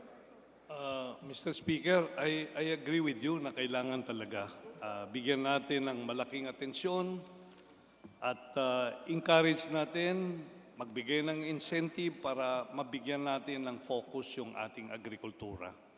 Alam mo, nung ako'y nag-aaral sa pamantasan ng Pilipinas, ako'y naniniwala sa tinatawag kong balanced growth. Hindi pwede na industrialisasyon lang tayo, kailangan may growth din ang agrikultura. Ang agrikultura will supply the raw materials to our industries at yung industriya natin magpo-produce ng mga produkto na gagamitin sa agrikultura. Balanse ang development. No? Kailangan natin yan. Pero tayo ngayon, naiiwan tayo. Ang pinakamalaking pinagkakita ng bansa natin ay ang service sector. No? Of course, na-save tayo dahil sa ating mga OFW. They remit about $222 billion last 2019. Napakalaki nito. No? Pero it's high time. To me, this is a wake-up call that we start looking back itong ating agrikultura. Napabayaan ito. No? Siguro, we focus more on other things, but I think this is the time to look back. And as chair of the Committee on Higher and Technical Education, marami tayong state universities and colleges. Out of the 111 state universities and colleges, siguro about 50 ay meron silang mga kurso na ino-offer sa agrikultura at ibang related programs sa agrikultura. So kailangan matutukan natin ito para may strengthen yung mga programa sa agrikultura sa mga iba't ibang universities nito para ma-encourage yung ating mga estudyante na kumuha. No? At kung sila makatapos, hindi lamang sila maging empleyado at maging magsasaka, kundi pwede silang maging entrepreneurs within the agricultural sector. No? Salamat po, Mr. Speaker, Your Honor, sapagkat talagang nasasapul talaga at kaisa kami nakikiisa sa inyong pananaw na talagang napakahalaga ng agrikultura at tama po yung nabanggit, balanse sa pangangailangan ng ating industriya. Sapagkat yan ang ating, kung sasabihin sa comparative advantage. No? Na as a matter of fact, may balita nga na maraming bansa na gustong ma-maximize yung ating, o ma-exploit yung ating resources at pinipili nga nila na magtanim ng iba't ibang produkto pero hindi para sa ating sariling domestic demand, kung hindi para sa kanilang pangangailangan. Yun ata yung blessing ng ating bansa, no? Dahil nasa isang dahil malapit tayo sa tropical zone, merong ample dapat tayong tubig at araw para sa ganitong uri ng masaganang agrikultura. Panghuli po, nabasa ko lang sa ating sinasabing SDGs, no? Na sinasabi na sa ilalim ng development goals na sa goal number 8, ang sabi dito, dapat meron tayong decent work and economic we should achieve higher levels of economic productivity through diversification, technological upgrading, and innovation, including through a focus of high-value added and labor-intensive sectors. At naniniwala po kami na ang agrikultura ay magpo-fall under this category. Tama po yung observation na hindi maaaring puro services lamang ang provide natin, sapagkat yung tenability nito, tulad na problema natin, nabanggit yung turismo, pero dahil sa COVID ngayon ay apektado ang lahat ng industriya patungkol sa turismo. Kahit yung ating overseas Filipino workers ay batay na nga sa datos mismo ng Department of Labor, bagamat nagugulat rin ako, tumaas yung remittance, pero yung bilang ng mga manggagawa na de-deploy abroad, apparently bumababa. No? That was the data presented by the Department of Labor, whether sea-based or land-based. Ang point po, hindi talaga natin maasahan ito sa matagal na panahon.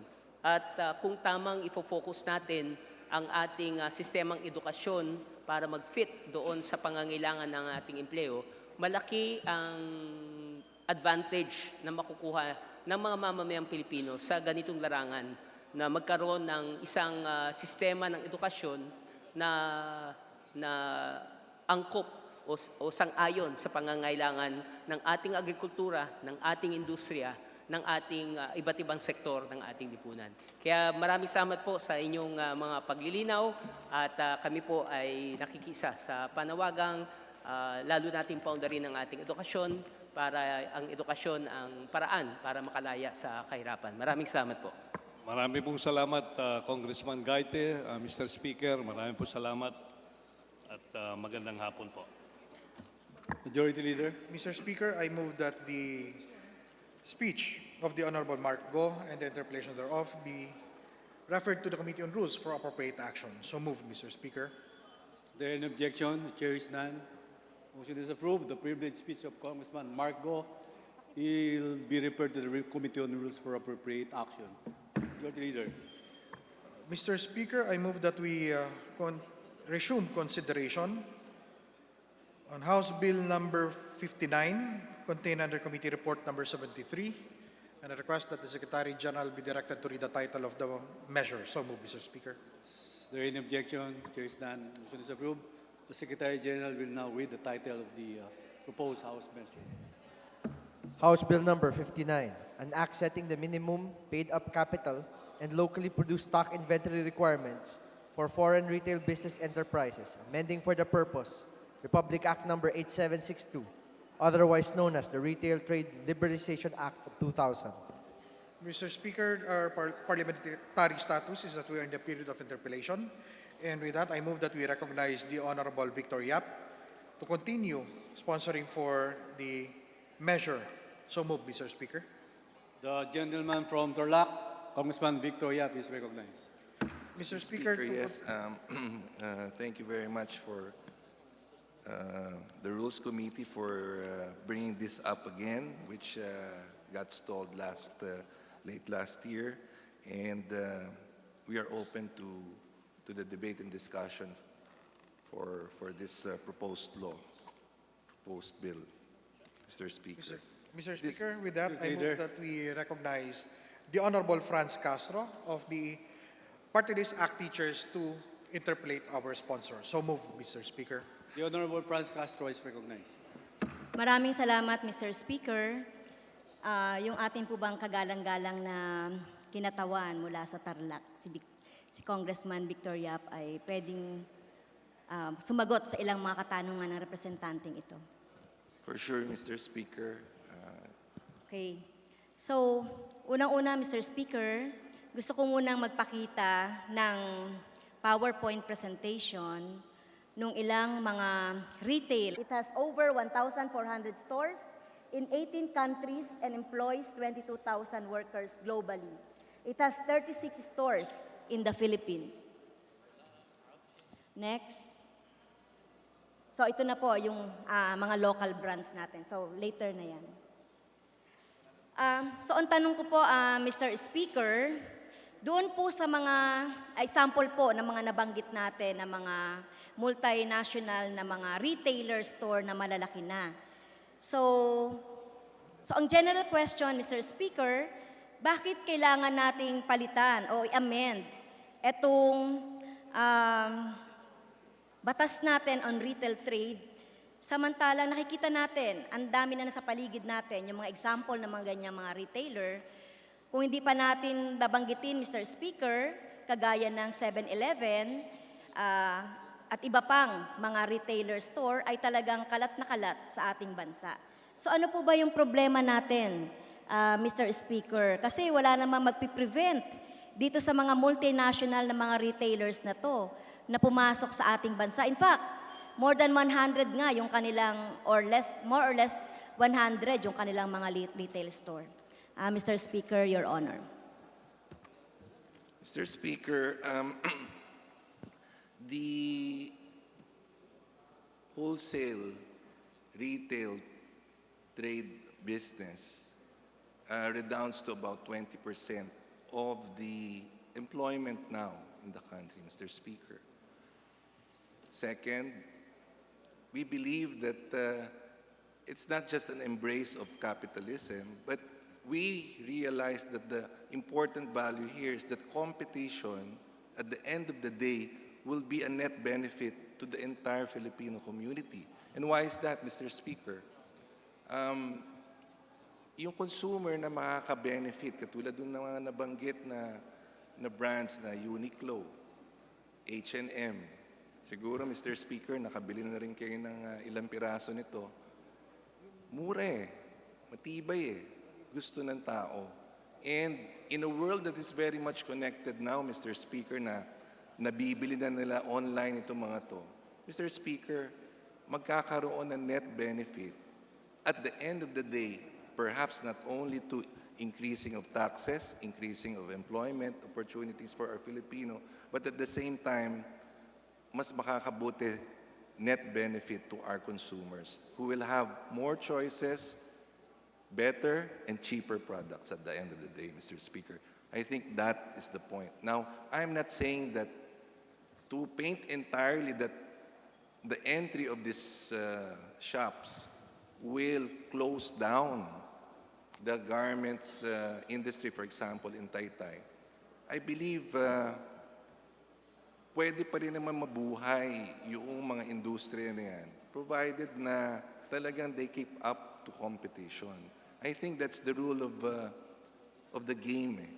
And babying the industry, meaning to say, wag natin papasukin sa ganyan, wag natin papasukin sa ganon, eto lang atin, proved in the past na hindi yun ang nakakabuti at the end of the day sa ating mga kababayan because we will not come up with competitive brands, competitive products for the Filipinos as well, if not for the world market.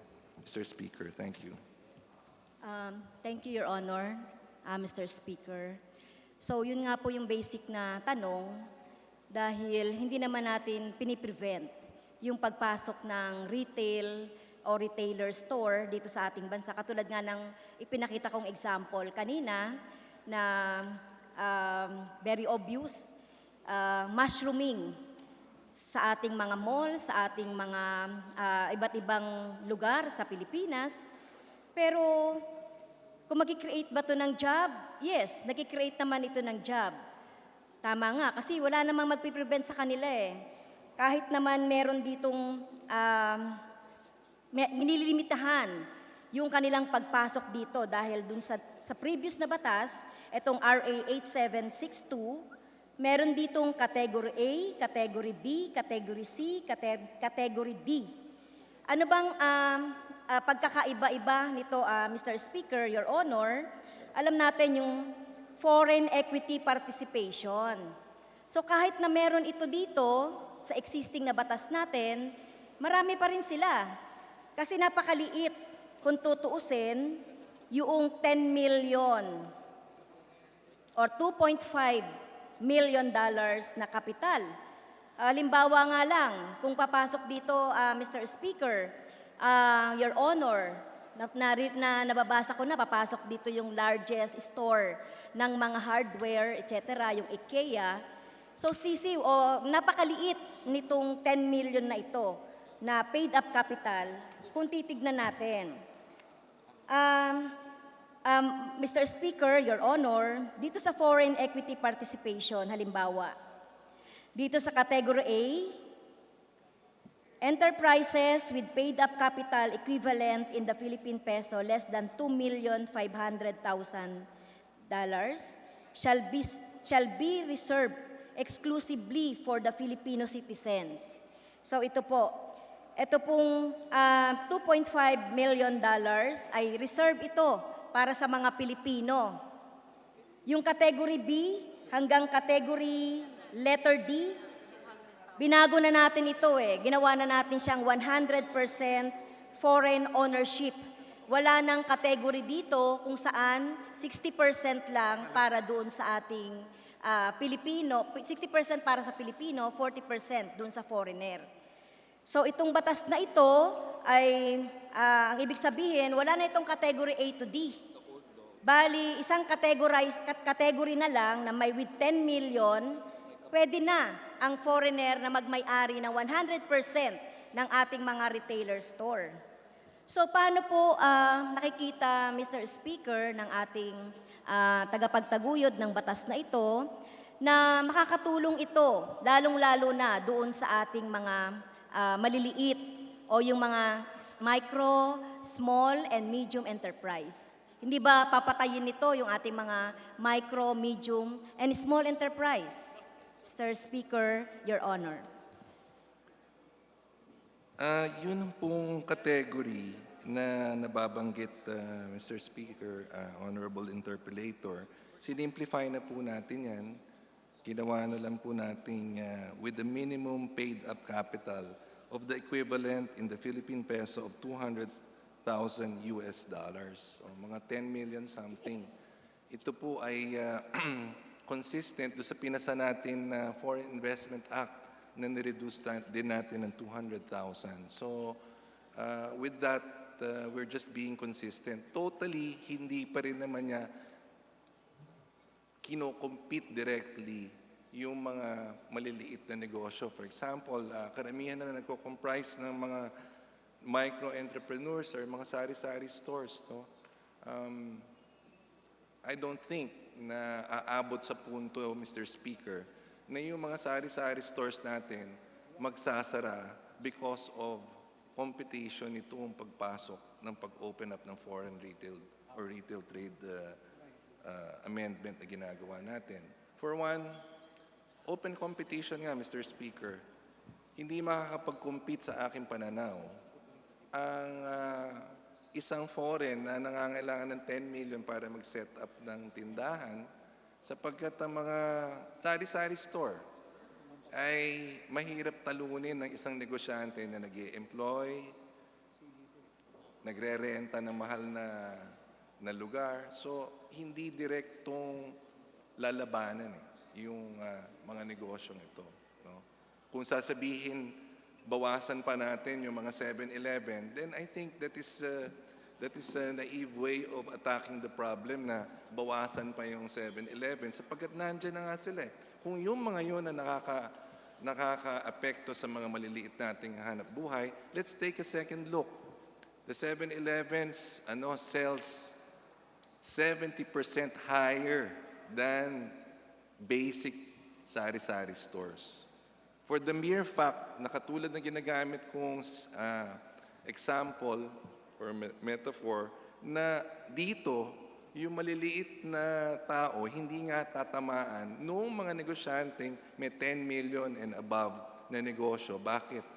Mag-i-employ siya re-renta siya ng tindahan tulad ni 7-Eleven. Mag-hire siya ng mga tao tulad ni 7-Eleven. hindi rin siya palagay ko exempted dun sa mga BIR na exemptions na katulad ng maliliit na tao. So, kung may fear man, Mr. Chairman, ako na mismo magsasabi, hindi tatamaan ng mga sari-sari stores. At itong pananalita na to palagay ko ay nandito sa halls of Congress itong debate na to. And I stand up to it 5 years, 10 years after this law will be passed. So, thank you, Your Honor. So, balik po tayo doon sa foreign equity dahil ito nga yung gusto nating palitan na sabi ng ating kagalang-galang na sponsor ay isimplify na natin. So, tinatanggal yung iba't ibang category na naglilimit o naglilimita doon sa foreign ownership ng mga retail store at merong mga categories pa. So, sinasabi dito sa House Bill 59 or dito sa Committee Report number 73, maaring pumasok ang mga dayuhang kumpanya sa retail trade basta may minimum paid up capital na $200,000 or 10.5 more or less 10 million. Sa categories A and D, nirepeal na ito. Dapat maintained ang buong paid up capital liban kung sabihin niya sa DTI at SEC na magre-repatriate na at puputulin na ang operasyon sa bansa. So paano ano na yung mangyayari? Halimbawa, kasi hindi naman natin mapigpigilan, Mr. Speaker, Your Honor, na kung yung itong mga retail trade na to ay magpasya na umalis na, di ba? So napakarami niyan. So ano ba yung guarantee natin doon sa sinasabi na magpapatuloy na ano to ng maraming mga trabaho? Mr. Speaker, going back again to the same, I think, similar question, categories A, B, C, D has been removed, and we only have a simple $200,000 for a foreign entrepreneur to put up a retail shop, restaurant, a tobacco shop, a coffee shop, or what. And wala na po yung mga categories, Mr. Speaker. Kaya nga, Mr. Speaker, kung tatanggalin natin ito, yung mga categories na ito, halimbawa, Mr. Speaker, sa category C, o enterprise na may paid up capital na 7.5 million pataas. At nakalagay din dito sa category ay, pero dapat meron $830,000 investment per store. So, ibig sabihin po ba, Mr. Speaker, Your Honor, basta meron lang, halimbawa, ang Uniqlo na 10 million na kapital. So, pwede na siya mag-mushroom kahit nasaan dyan with the 10 million capital. Kasi napakaliit nito sa mga multinational na mga retail store. Kayang-kaya niya yung ng paid up capital na 10 million. The caveat there, Mr. Speaker, is that, well, again, to reiterate, wala na itong mga 2.5, 7.5 million. Liniitan na natin kasi nga yung purpose nun na dating nilalagay yan is to protect. But at the end of the day, we lost out to competition when other ASEAN countries situated like the Philippines gave out a more liberal terms in terms of investing in their territory for retail. And that's true. Pwede kang magtayo ng Uniqlo kung papasok man si Uniqlo sa Pilipinas ng isang shop na maliit, no? That's it. Yung capital na sinasabi natin, regardless of size, it's demand, no? But then again, we have to accept the fact that a market leader like H&M, Uniqlo, will not open a store that does not resemble their reputation in the industry, Mr. Speaker. That means hindi talaga sila maglalagay na magmumukha silang kawawa dahil industry leader, Uniqlo, by the way, the owner is the richest man in Japan, I was told. So, Mr. Speaker, I go back to the point that we shouldn't be really nervous about this move because for me, Mr. Speaker, opening up and having more competition in the field of retail and possibly more setup of logistics and wholesale to support this would create more jobs for our industry, which by now, kahit na ganyan pa tayo ay pangatlo sa pinakamalaking nagbibigay ng trabaho sa ating bansa. So, Mr. Speaker, by opening this up, definitely we are putting more gist in the competitive environment and therefore more solid backing in terms of the future of those workers working in this industry of retail, Mr. Speaker. Thank you, Your Honor, Mr. Speaker. So sinasabi ng ating sponsor, Mr. Speaker, about yung competitiveness sa kaparehas na sa countries na nasa region tayo.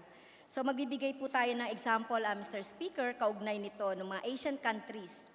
So halimbawa po, sinasabi natin na yung sinasabi po ng ating sponsor, Mr. Speaker, yung Enterprise Reserve for Filipinos ay tama ba? Pinakamataas sa buong ASEAN countries. Tama ba ito, Mr. Speaker, Mr. Sponsor?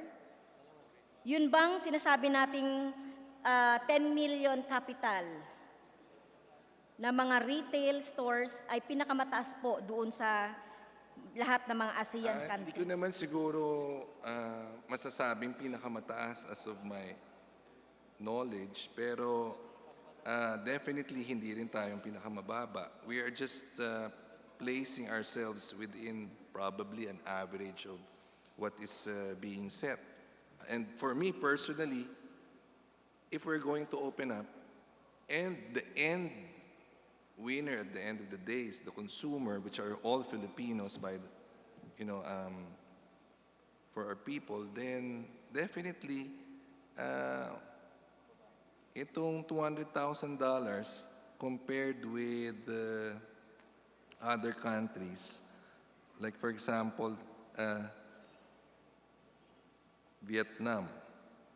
Ito, ang restriction nila, 500 square meters.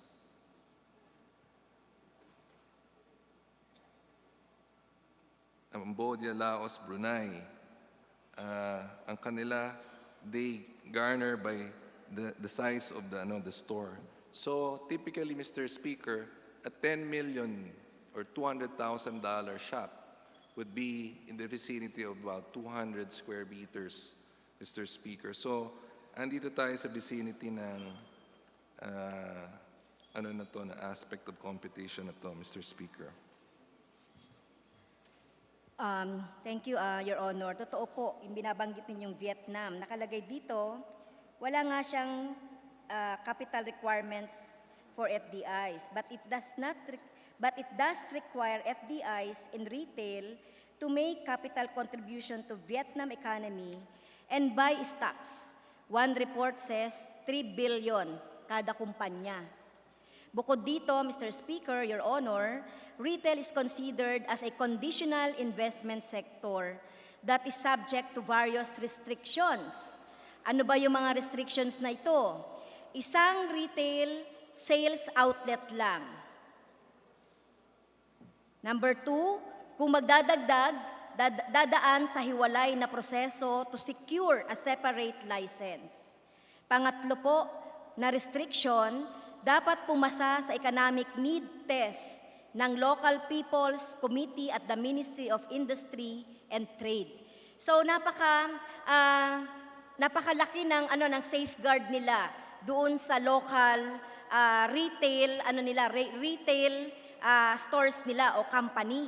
Kasi isa lang, samantalang dito sa atin, gusto natin may 10 million lang siya na capital, paid up capital, ay pwede na siyang magtayo sa kung saan niya gusto. Yun po ba yung gusto natin dito sa batas na to? Ang gusto natin, Mr. Speaker, is that at the end of the day, talagang magkaroon ng competition for the benefit of the consumer. In terms of the seller, for example, say, who comprises our Philippine Retailers Association? Most of them are real retailers, the big ones. And we don't have a law really that restricts them selling imported items. Mr. Speaker, yung sinasabi natin, kailangan may 30%. Ewan ko kung DTI talagang check yan. But nabibili mo lahat ng imported din doon.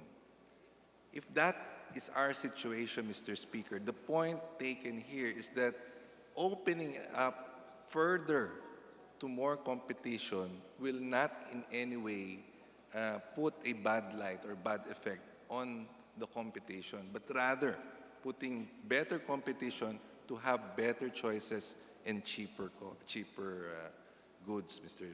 Speaker. Okay. And we subscribe to this economic law, not a theory, but an economic law on competition, Mr. Speaker. Thank you, Your Honor. So para dagdagan ko pa yung sinasabi natin, kung i-compare natin yung ating bansa sa ibang bansa, kaugnay ng restriction nila doon sa mga retail store nila. Halimbawa po, Mr. Speaker, Your Honor, sa Laos, liberalize ito, yung kanilang retail trade. Pero dapat hindi bababa sa kapital ng about $490,130 plus local equity participation requirements pa. For 100% foreign-owned companies, paid-up capital ay mga 2.45 million na hindi nga nalalayo doon sa Pilipinas per store. Sa Thailand, Mr. Speaker, Your Honor, the retail store reserves for citizens business in which Thai nationals are not yet ready to compete with the foreigners. So ito, sa kanila po, Mr. Speaker, Your Honor, mas mataas kaysa sa Pilipinas, yung 2.5 million. In fact, meron po silang 3.2 million. Sa Myanmar, has also a quantitative and qualitative restriction. No FDI in small size retailing, plus must have a local citizen share more than 40%. So wala talagang 100% dito sa Myanmar. Sa Indonesia din, Mr. Speaker, puts also quantitative and qualitative restriction for FDIs in retail. FDI only in large-scale retail, plus must involve in local SME partners. Certain business close to FDIs include retail in textile, footwear, electronics, food, and beverages. So, kung titignan natin, Mr. Speaker, yung sinasabi po ng ating kagalang-galang na sponsor, kaugnay nung competitiveness natin, halimbawa ng ating batas, doon sa iba pang mga batas ng iba't ibang mga bansa, makikita natin, ganun din naman very protectionist nga yung kanilang batas kaugnay nitong mga retail trade. Ang basihan siguro nung sinasabi nating protectionism, embodiment na nasa Constitution natin. Hindi na ako tatayo rito kung nasa Constitution natin, kinakailangan kahit 40% man lang ay limit ng foreign ownership. Wala Nandun talaga na open na itong industriya na to. At itong industriya na to, kahit may 2.5 at 200, makes no difference. Why? Because yung pinakamalaki na maapektuhan, yung maliliit na tao. But I subscribe not for protectionism, to protect their interest. No. It is purely competitive environment. Why? I will reiterate, Mr. Speaker, my position. Yung maliliit na negosyante, kaya hindi malalabanan dahil lamang sila. Lamang sila bakit? Hindi magrerenta ng lugar, hindi magrerenta ng pwesto. Pangalawa, hindi rin sila magbabayad talaga. Yung mga sari-sari stores.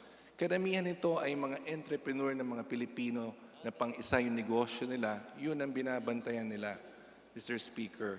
Ang pinag-uusapan natin dito, sources of capital, sources of goods na malalaki na ipapasok. Malakihan talaga ang labanan nito. Kaya masasabi ko, Mr. Speaker, ang source ng bakbakan na binabanggit dito ngayon ay galing ang position paper na ito sa Philippine Retailers Association na kung sino sa aking palagay ay mga negosyante na ayaw na magkaroon ng kompetisyon sapagkat palagay na sila doon sa kanilang sitwasyon dahil mas maganda nga walang kalaban.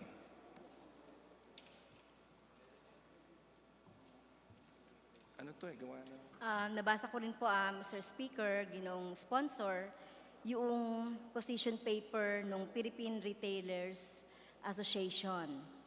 At nababanggit nila nga dito, yung sinasabi nating hindi nga sila sang-ayon doon sa pagpapababa noong paid-up capital na parang sinimple na lang na isa na lang at pagbibigay ng masyadong luwag doon sa mga foreign capital.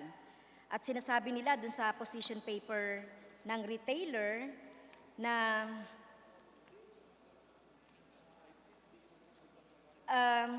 sinasabi po dito doon sa position paper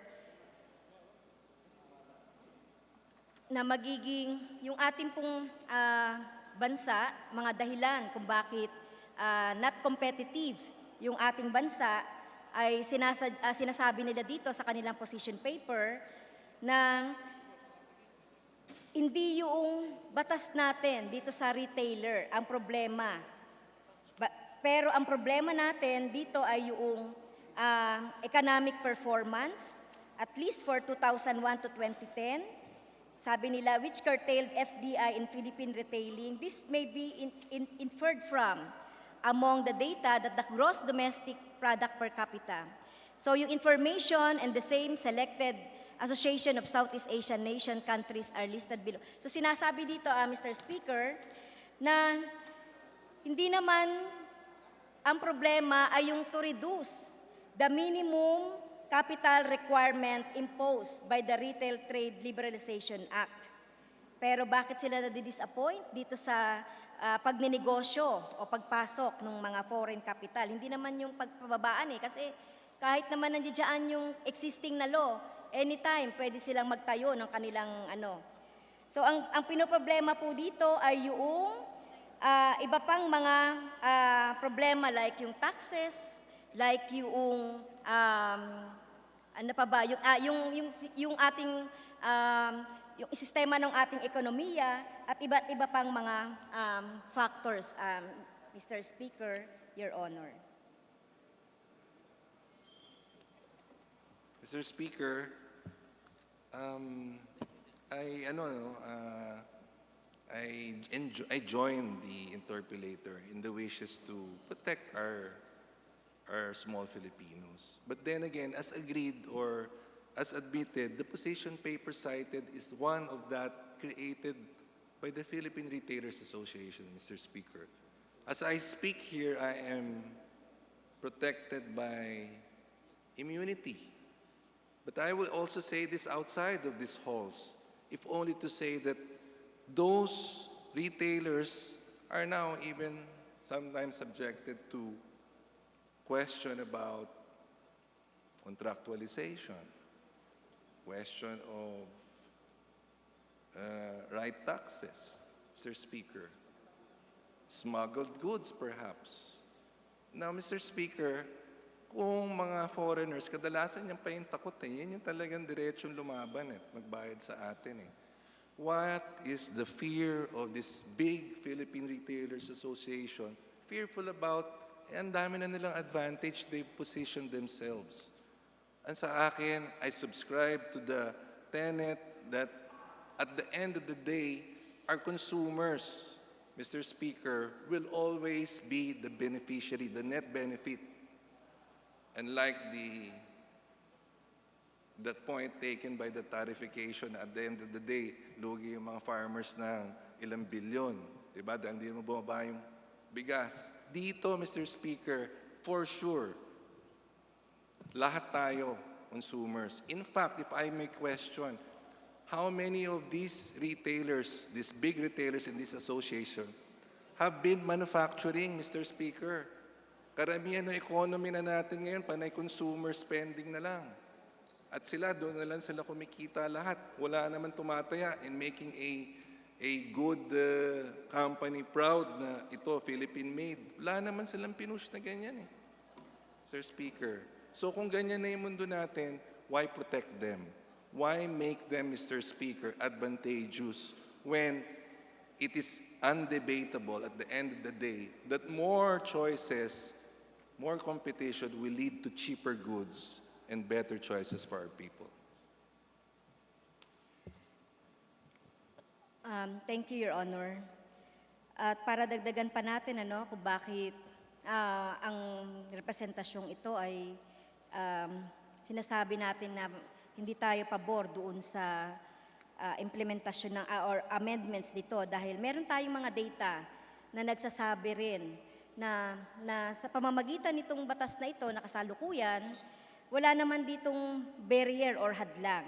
In fact, may mga data nga po, halimbawa yung FDI inflows ay tumaas noong 2000 matapos ipasa yung RA 8762. So sinasabi nga na tagumpay daw yung RA 8762 at naging 31.33 million mula sa zero base noong 1991. $31.33 million yung kinita. So maaring bumaba sa $1.83 million sa 2001 at naging volatile. Pero noong 2006, tumaas po din ito. Pero ang ibig sabihin, may pumapasok pa rin na mga retailers at mga ayon dito sa batas na ito. So sinasabi pa nga din, kung kukonsultahin po natin yung mga sinasabi nating Pinoy retailers, pati yung mismong foreign retailers ay nagpapahayag na gustong pumasok sa sa Pilipinas.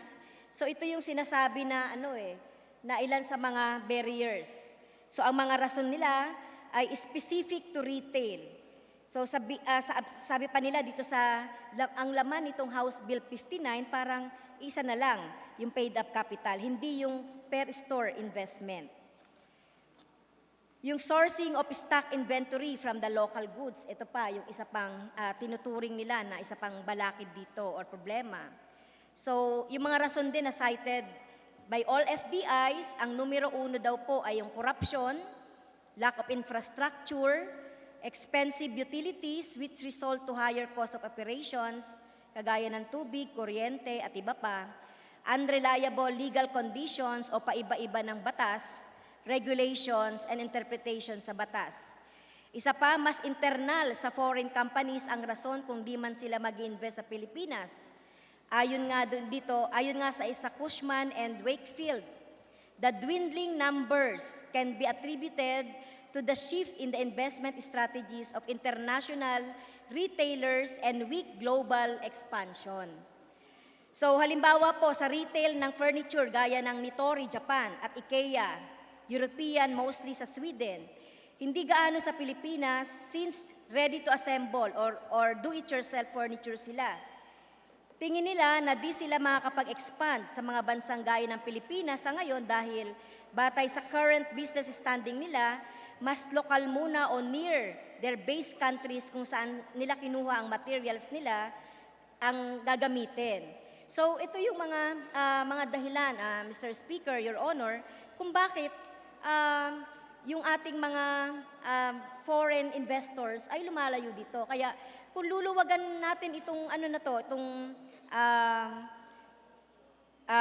batas na ito, yung retail trade, ito nga yung magiging problema natin, Mr. Speaker, Your Honor. Ang tama nito ay hindi naman sa consumer. Ang tama po nito ay yung doon sa small and medium and micro enterprise.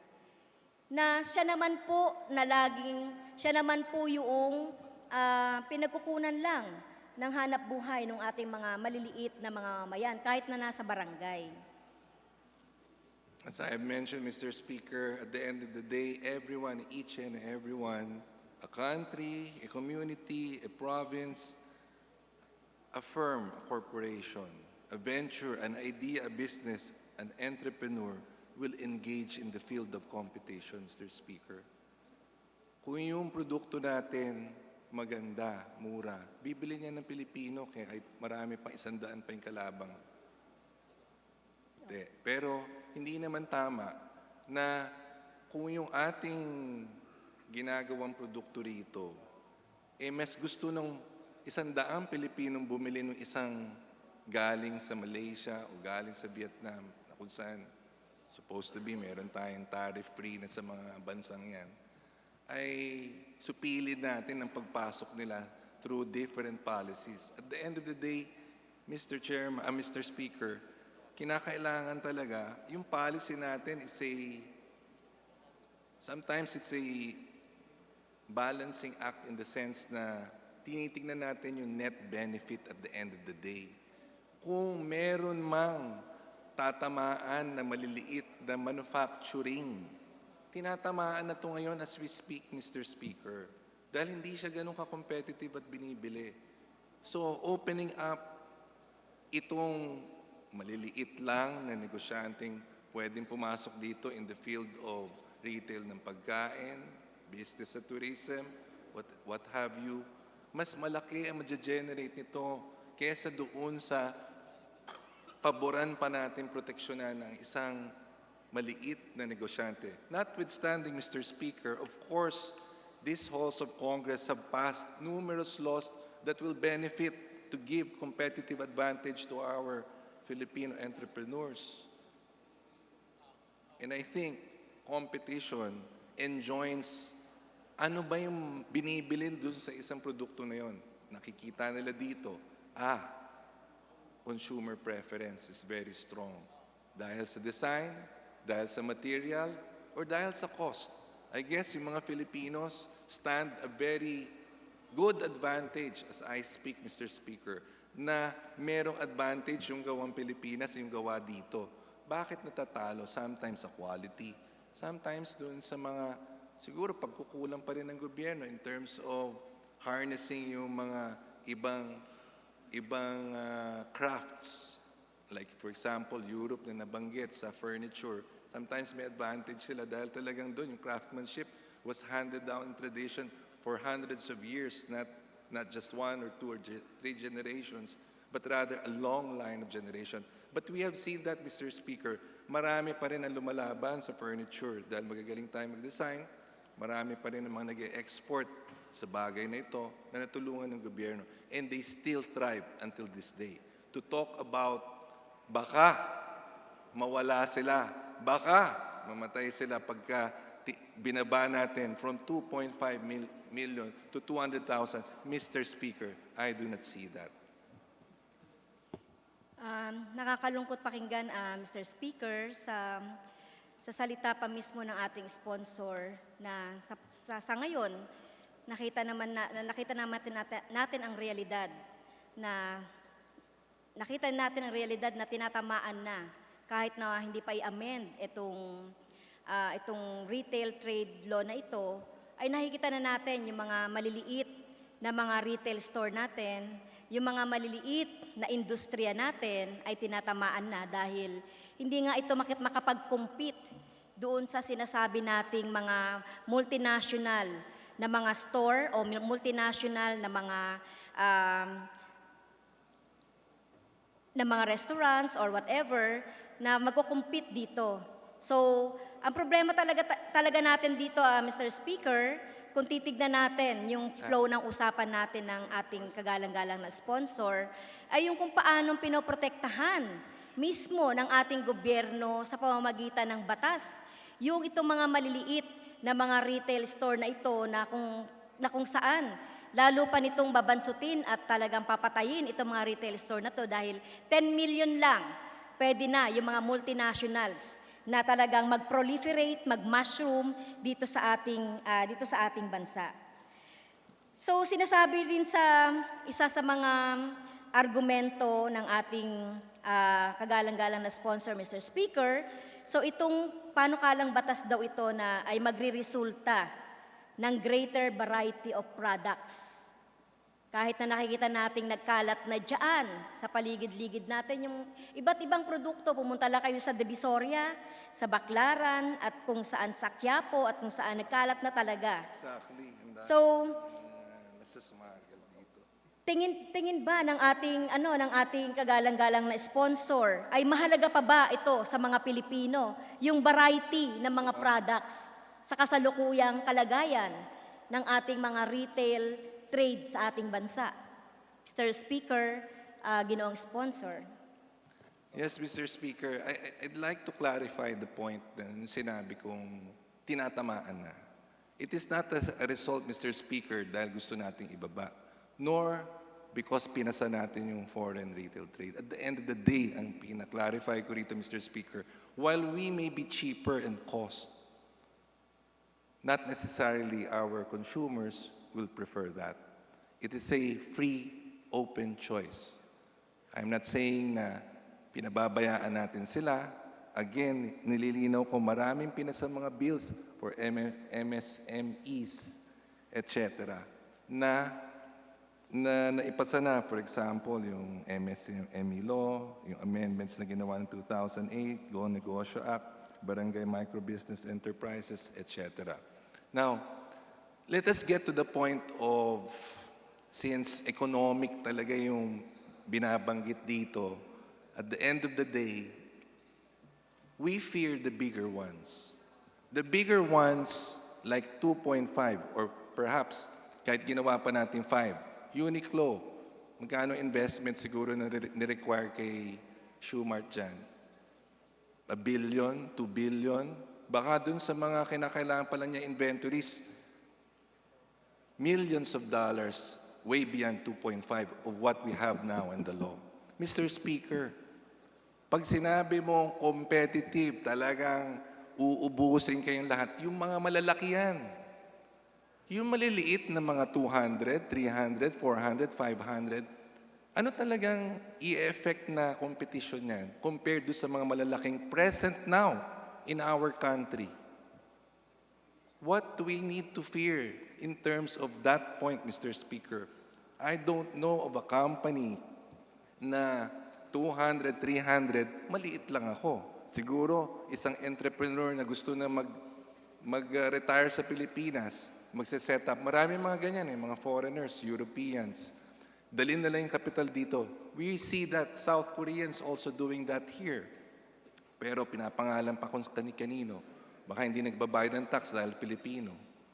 Maraming pagkukulang. And pag binanggit natin, Mr. Speaker, yung point na ang daming nagkalat na mga imports galing China dyan. Hindi nang gusto ng batas na ito yon, Mr. Speaker. Ang gusto nga natin, magrehistro sila ng tama at magbayad sila ng tax. Ayaw namin dito yon sa batas na yon, Mr. Speaker. Pero kung magbubukas sila dito, tulad lang ng iba, parehas lang tayo. Pero may advantage pa rin sa batas na to ang Pilipino, Mr. Speaker. Okay.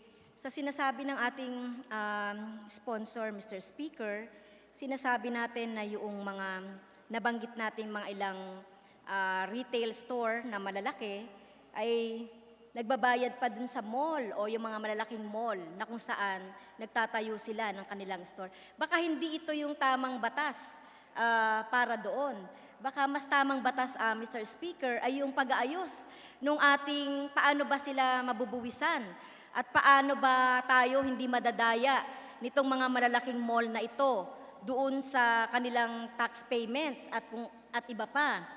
Dahil katulad ng tinanong ko kanina, yung tungkol doon sa variety of products na sinasabi natin kanina, hindi siguro interes ng mamamayang Pilipino yung greater variety of products. At the end of the day naman, ang magdidikta kung ano yung bibilhin nila ay yung kakayanan lang ng kanilang sahod sa pang-araw-araw.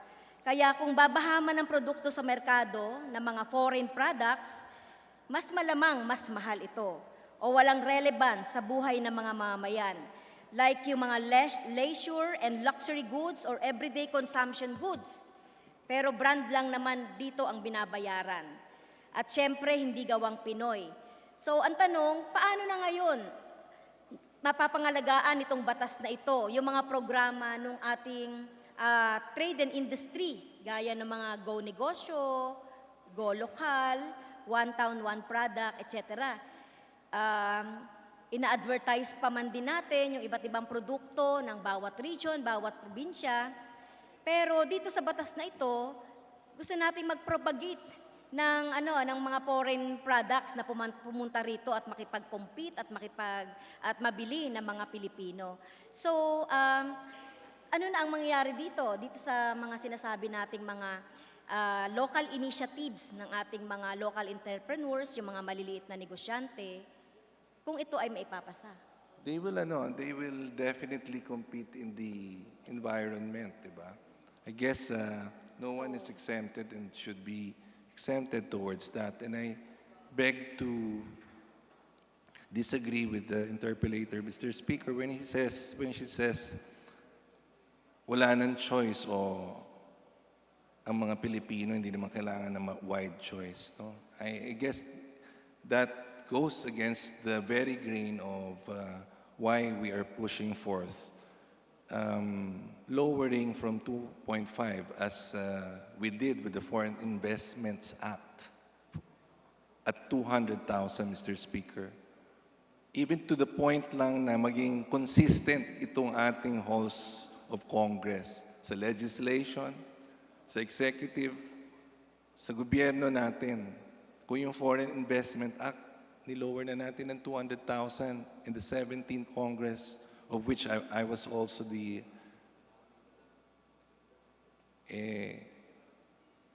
ano pa ang point na retail lang. Yung isang negosyanteng maliit na gusto mag-retire dito, dalhin yung kapital niya, babawalin pa natin. Baka ma-displace ang Pilipino. I don't believe so, Mr. Speaker. So, hindi pa po nasasagot, Mr. Speaker, yung katanungan ko kanina regarding doon sa mga initiative ng ating mga entrepreneurs. So, paano makakapag-compete kaya sa mga malalaking foreign retailers na gusto nating papasukin dito with the minimal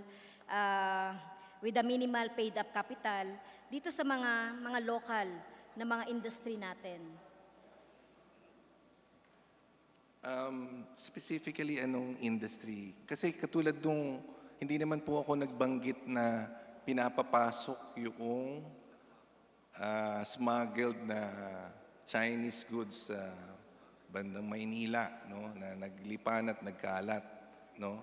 But notwithstanding na posibleng ibang batas ang kailangang pag-usapan, but that is not the gist of my proposition, Mr. Speaker.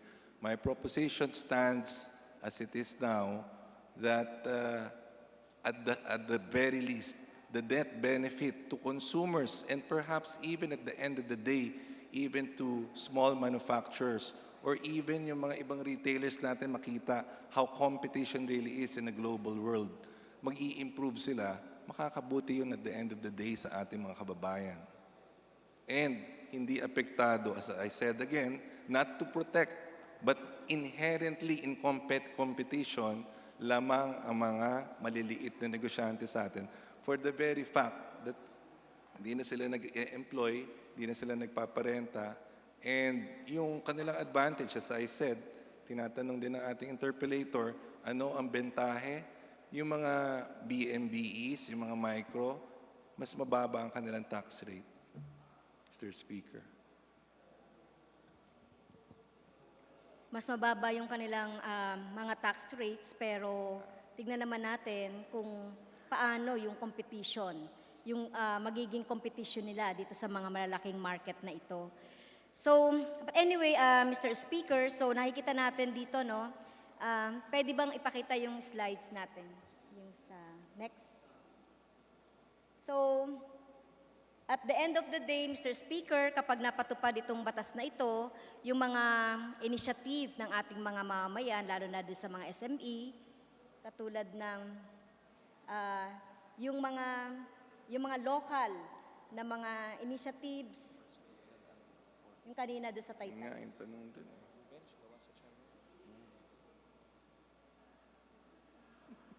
So yan, tinitignan natin yung mga example pa rin yan, ano, mga convenience stores. So yung mga local brands, halimbawa, etong sa Taytay Garments. Ito, sinasabi natin na etong mga initiative ng ating mga mamamayan, halimbawa, mamamayan ng Taytay, na kung saan pinalalakas nila yung kanilang mga garment products. So ito, yung makakakompete ng itong mga multinational na mga retailer. Okay, next. Ito pa, ito nakita natin, di ba, yung although Philippine brand itong bench na ito, isa rin ito doon sa dahil ito nga ay Filipino rin, dapat isa rin doon sa mapalakas o mabigyan magiging kakompetensya ng mga papasok na iba pa. Okay, next. Okay, wala na, Mr. Speaker. So, to end my interpellation, Mr. Speaker, so ito pong panukalang batas po ng ating sponsor, yung House Bill number 59 in Committee Report number 73, ay malaki po ang aking takot na kung maipapasa po ito, Mr. Speaker, ay magkakaroon ng malaking kakompetensya yung ating mga SMEs, babagsak ang ating mga pabagsak ng mga maliliit na mga retailer store at iba't iba pang mga maliliit na industriya. So, thank you, Mr. Sponsor. Thank you, Mr. Speaker. Leader. Mr. Speaker, I move that we suspend consideration of House Bill number 59 under Committee Report number 73. So moved, Mr. Speaker. Is there any objection? The chair is none. Motion is approved. Majority Leader. Mr. Speaker, I move that we designate the following members to the Bicameral Conference Committee on the disagreeing provisions of House Bill number 6312 and Senate Bill number 1086, establishing the National Academy of Sports System, namely the Honorable Roman Romulo, Honorable Eric Martinez, Honorable Paulo Duterte, Honorable Mark Go, Honorable Victor Yap, and Honorable Franz Castro. So moved, Mr. Speaker. Is there any objection? The chair is none. The Representative Roman Romulo, Eric Martinez, Congressman Paulo Duterte, Congressman Mark Go, Congressman Victor Yap, and Congressman Franz Castro will be designated as the following members of the Bicameral Conference Committee on disagreeing provision of House Bill 6312 and Senate Bill number 1086, establishing the National Academy Sport System. So, is there any objection? Motion is approved. Majority Leader. Mr. Speaker, I move for the change of referral of the following measures. House Bill number 189 from the Committee on Labor and Employment to the Committee on Government Reorganization and Labor and Employment. House Bill number 2052 from the Committee on Labor and Employment to the Committees on Government Reorganization and Labor and Employment. House Bill numbers 4407, 4470, 5250 from the Committee on Social Services to the Committee on Poverty Alleviation. House Resolution number 5 from the Committee on Basic Education and Culture to the Committees on Good Government and Public Accountability and Public Accounts. And lastly, House Resolution number 686 from the Committees on Public Information and Health to the Committees on Public Accounts and Health. So moved, Mr. Speaker. Is there any objection? The chair is none. So the motion for change of referral is approved. Majority Leader. Mr. Speaker, pursuant to our rules governing inquiries in aid of legislation, I move that we refer the following speeches to the appropriate committees. For the speeches delivered on July 29, 2019 from Representative Zamora to the Committee on Trade and Industry, Representative Teves to the Committee on Appropriations, Representative Atienza Jr. to the Committee on Basic Education and Culture, Representative Zarate to the Committee on Economic Affairs in West Philippine Sea, Representative Kulyamat to the Committee on Public Order and Safety, Representative Brosas to the Committee on Women and Gender Equality. For the speeches delivered on July 30, 2019, Representative Castro to the Committee on Appropriations, Representative Elago to the Committee on Youth and Sports Development, Representative Bordado to the Committee on Transportation, Representative Fernandez to the Committee on Games and Amusements, Representative Vergara to the Committee on Agriculture and Food, For the speeches delivered on July 31, 2019, Representative Gaite to the Committee on Labor and Employment and Representative Almario to the Committee on Housing and Urban Development. For the speeches delivered on August 5, 2019, Representative De Jesus to the Committee on Energy, Representative Veron to the Committee on Agriculture and Food, Representative Dagook to the Committee on Energy, Representative Guya to the Committee on Energy, Representative Ebcas to the Committee on Energy, Representative Romero to the Committee on Energy, Representative Castro to the Committee on Public Order and Safety, Representative Defensor to the Committee on Transportation. For the speeches delivered on August 6, 2019, Representative Belmonte to the Committee on Justice, Representative Colyamat to the Committee on Ecology and Natural Resources, Representative Go to the Committee of Energy, Good Government, and Public Accountability and Public Accounts, Representative Bordado to the Committee on Transportation, Representative Fernandez, Committee on Transportation, Representative Atienza to the Committee on Government Enterprises and Privatization, Good Government and Public Accountability and Public Accounts, Representative Elago, Committee on Basic Education and Culture. For the speeches delivered on August 13, 2019, Representative Fernando to the Committee on Metro Manila Development and Transportation, Representative Castro to the Committee on Public Order and Safety, Representative Atienza to the Committee on Dangerous Drugs, Representative Pineda to the Committee on Public Works and Highways, Representative Colyamat to the Committee on Public Order and Safety, Representative Elago to the Committee on Public Order and Safety, Representative Navat to the Committee on Transportation, Representative Mariano Hernandez to the Committee on Health. For the speeches delivered on August 14, 2019, Representative Yulago to the Committee on Agriculture and Food, Representative Haloshos to the Committee on Dangerous Drugs, Representative Brosas to the Committee on Women and Gender Equality, Representative Robes to the Committee on Health, Representative Defensor to the Committee on Appropriations. For the speeches delivered on August 27, 2019, Representative Barsaga to the Committee on Education, Basic Education and Culture, Representative Castro to the Committee on Basic Education and Culture, Representative Del Mar to the Committee on Transportation.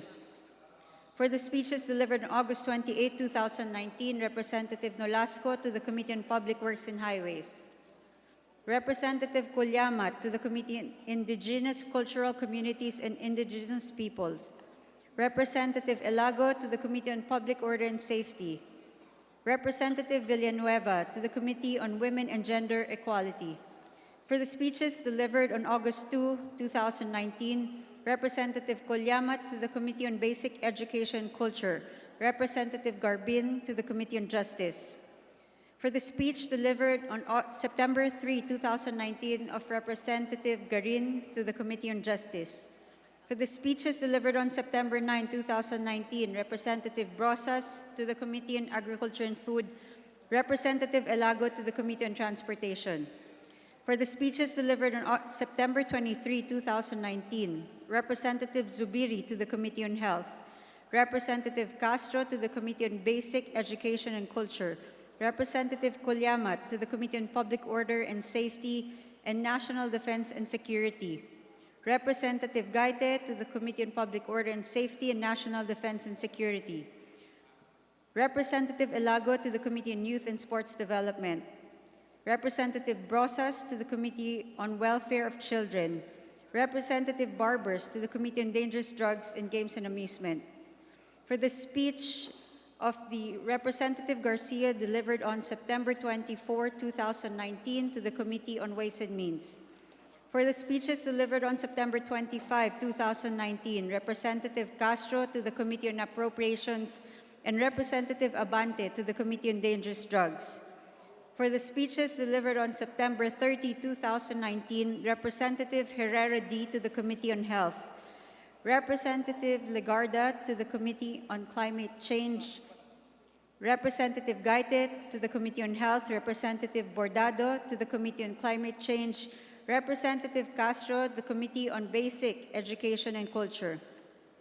For the speeches delivered on October 1, 2019, Representative Atienza to the Committee on Health, Representative Bordado to the Committee on Suffrage and Electoral Reforms, Representative Fortuno to the Committee on Basic Education and Culture, Representative Kanama to the Committee on Cooperatives Development, Representative Heron to the Committee on Cooperatives Development, Representative Erisay to the Metro Manila Development, Representative Kulyamat to the Indigenous Cultural Communities and Indigenous People, Representative Brosas to the Committee on Public Order and Safety and National Defense and Security.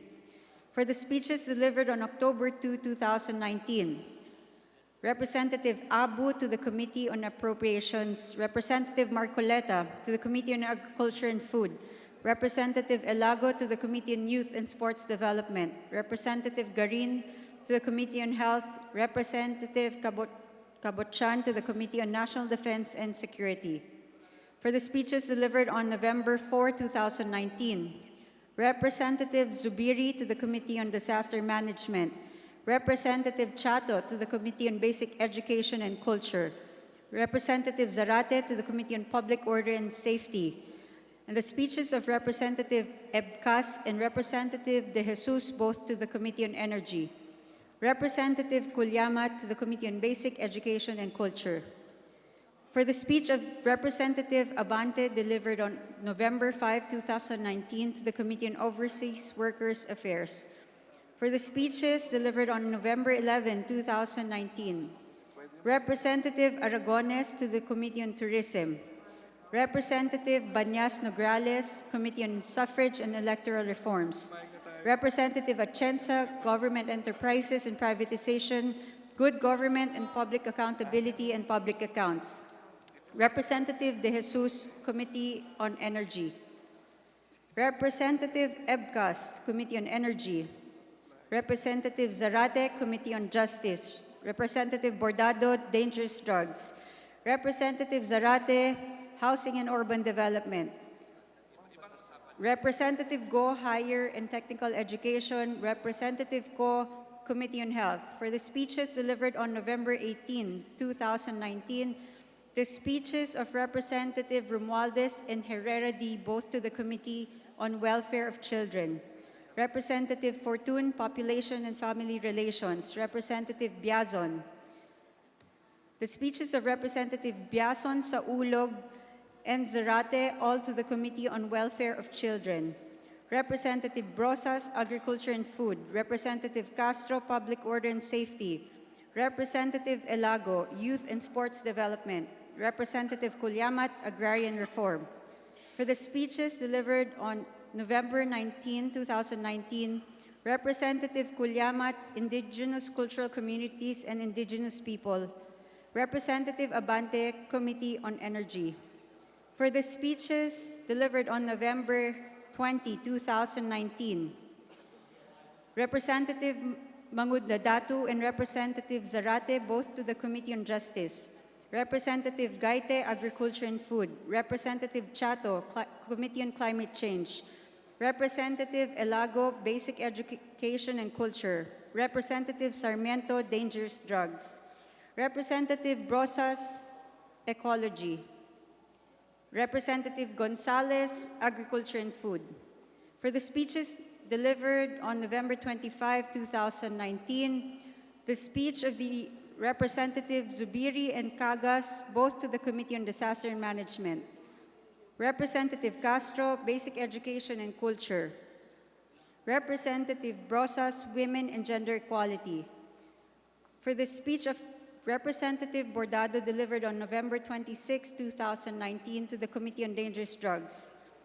For the speeches delivered on December 2, 2019, Representative Zarate, National Defense and Security and Public Order and Safety, Representative Teves, Population and Family Relations, Representative Atienza, Basic Education and Culture, Representative Deloso Montalia, Public Works and Highways. For the speech of Representative Atienza delivered on November 4, 2019, the Committee on Good Government and Public Accountability and Public Accounts. For the speeches delivered on December 9, 2019, Representative De Jesus, Disaster Management. Representative Dagook and Representative Bordado, both to the Committee on Energy. Representative Umali, Committee on Social Services. Representative Kulyamat, Indigenous Cultural Communities and Indigenous Peoples. Representative Herrera D., Good Government and Public Accountability and Public Accounts. Representative Elago, Youth and Sports Development. Representative Castro, Human Rights. Representative Acosta Alba, Women and Gender Equality. For the speech of Representative De Los Santos delivered on December 10, 2019 to the Committee on Disaster Management. The speech of Representative Zarate delivered on December 11, 2019 to the Committee on Human Rights. For the speeches delivered on December 17, 2019, Representative Abante, Youth and Sports Development.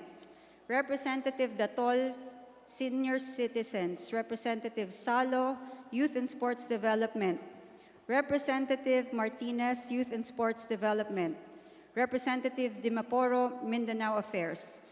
For the speeches delivered on January 20, 2020, the speeches of Representatives Collantes, Santos Recto, and Bolilla, all to the Committee on Disaster Management.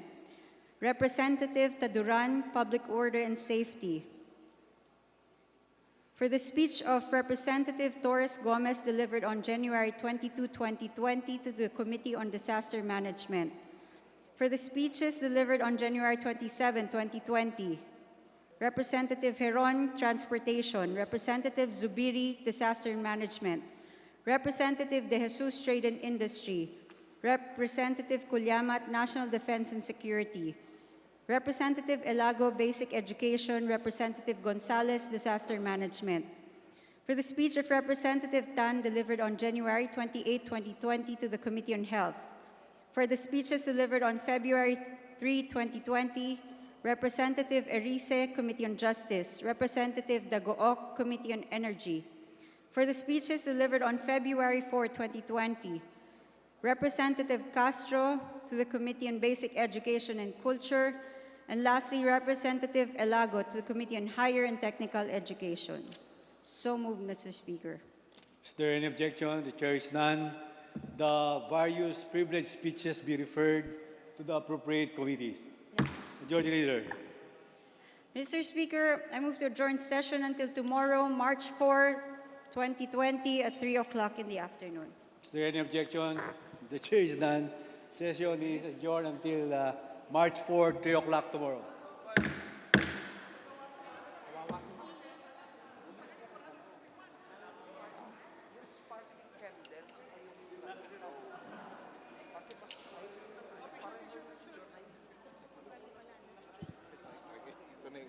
Ito yung rason natin. Di ba? Alam niyo naman kung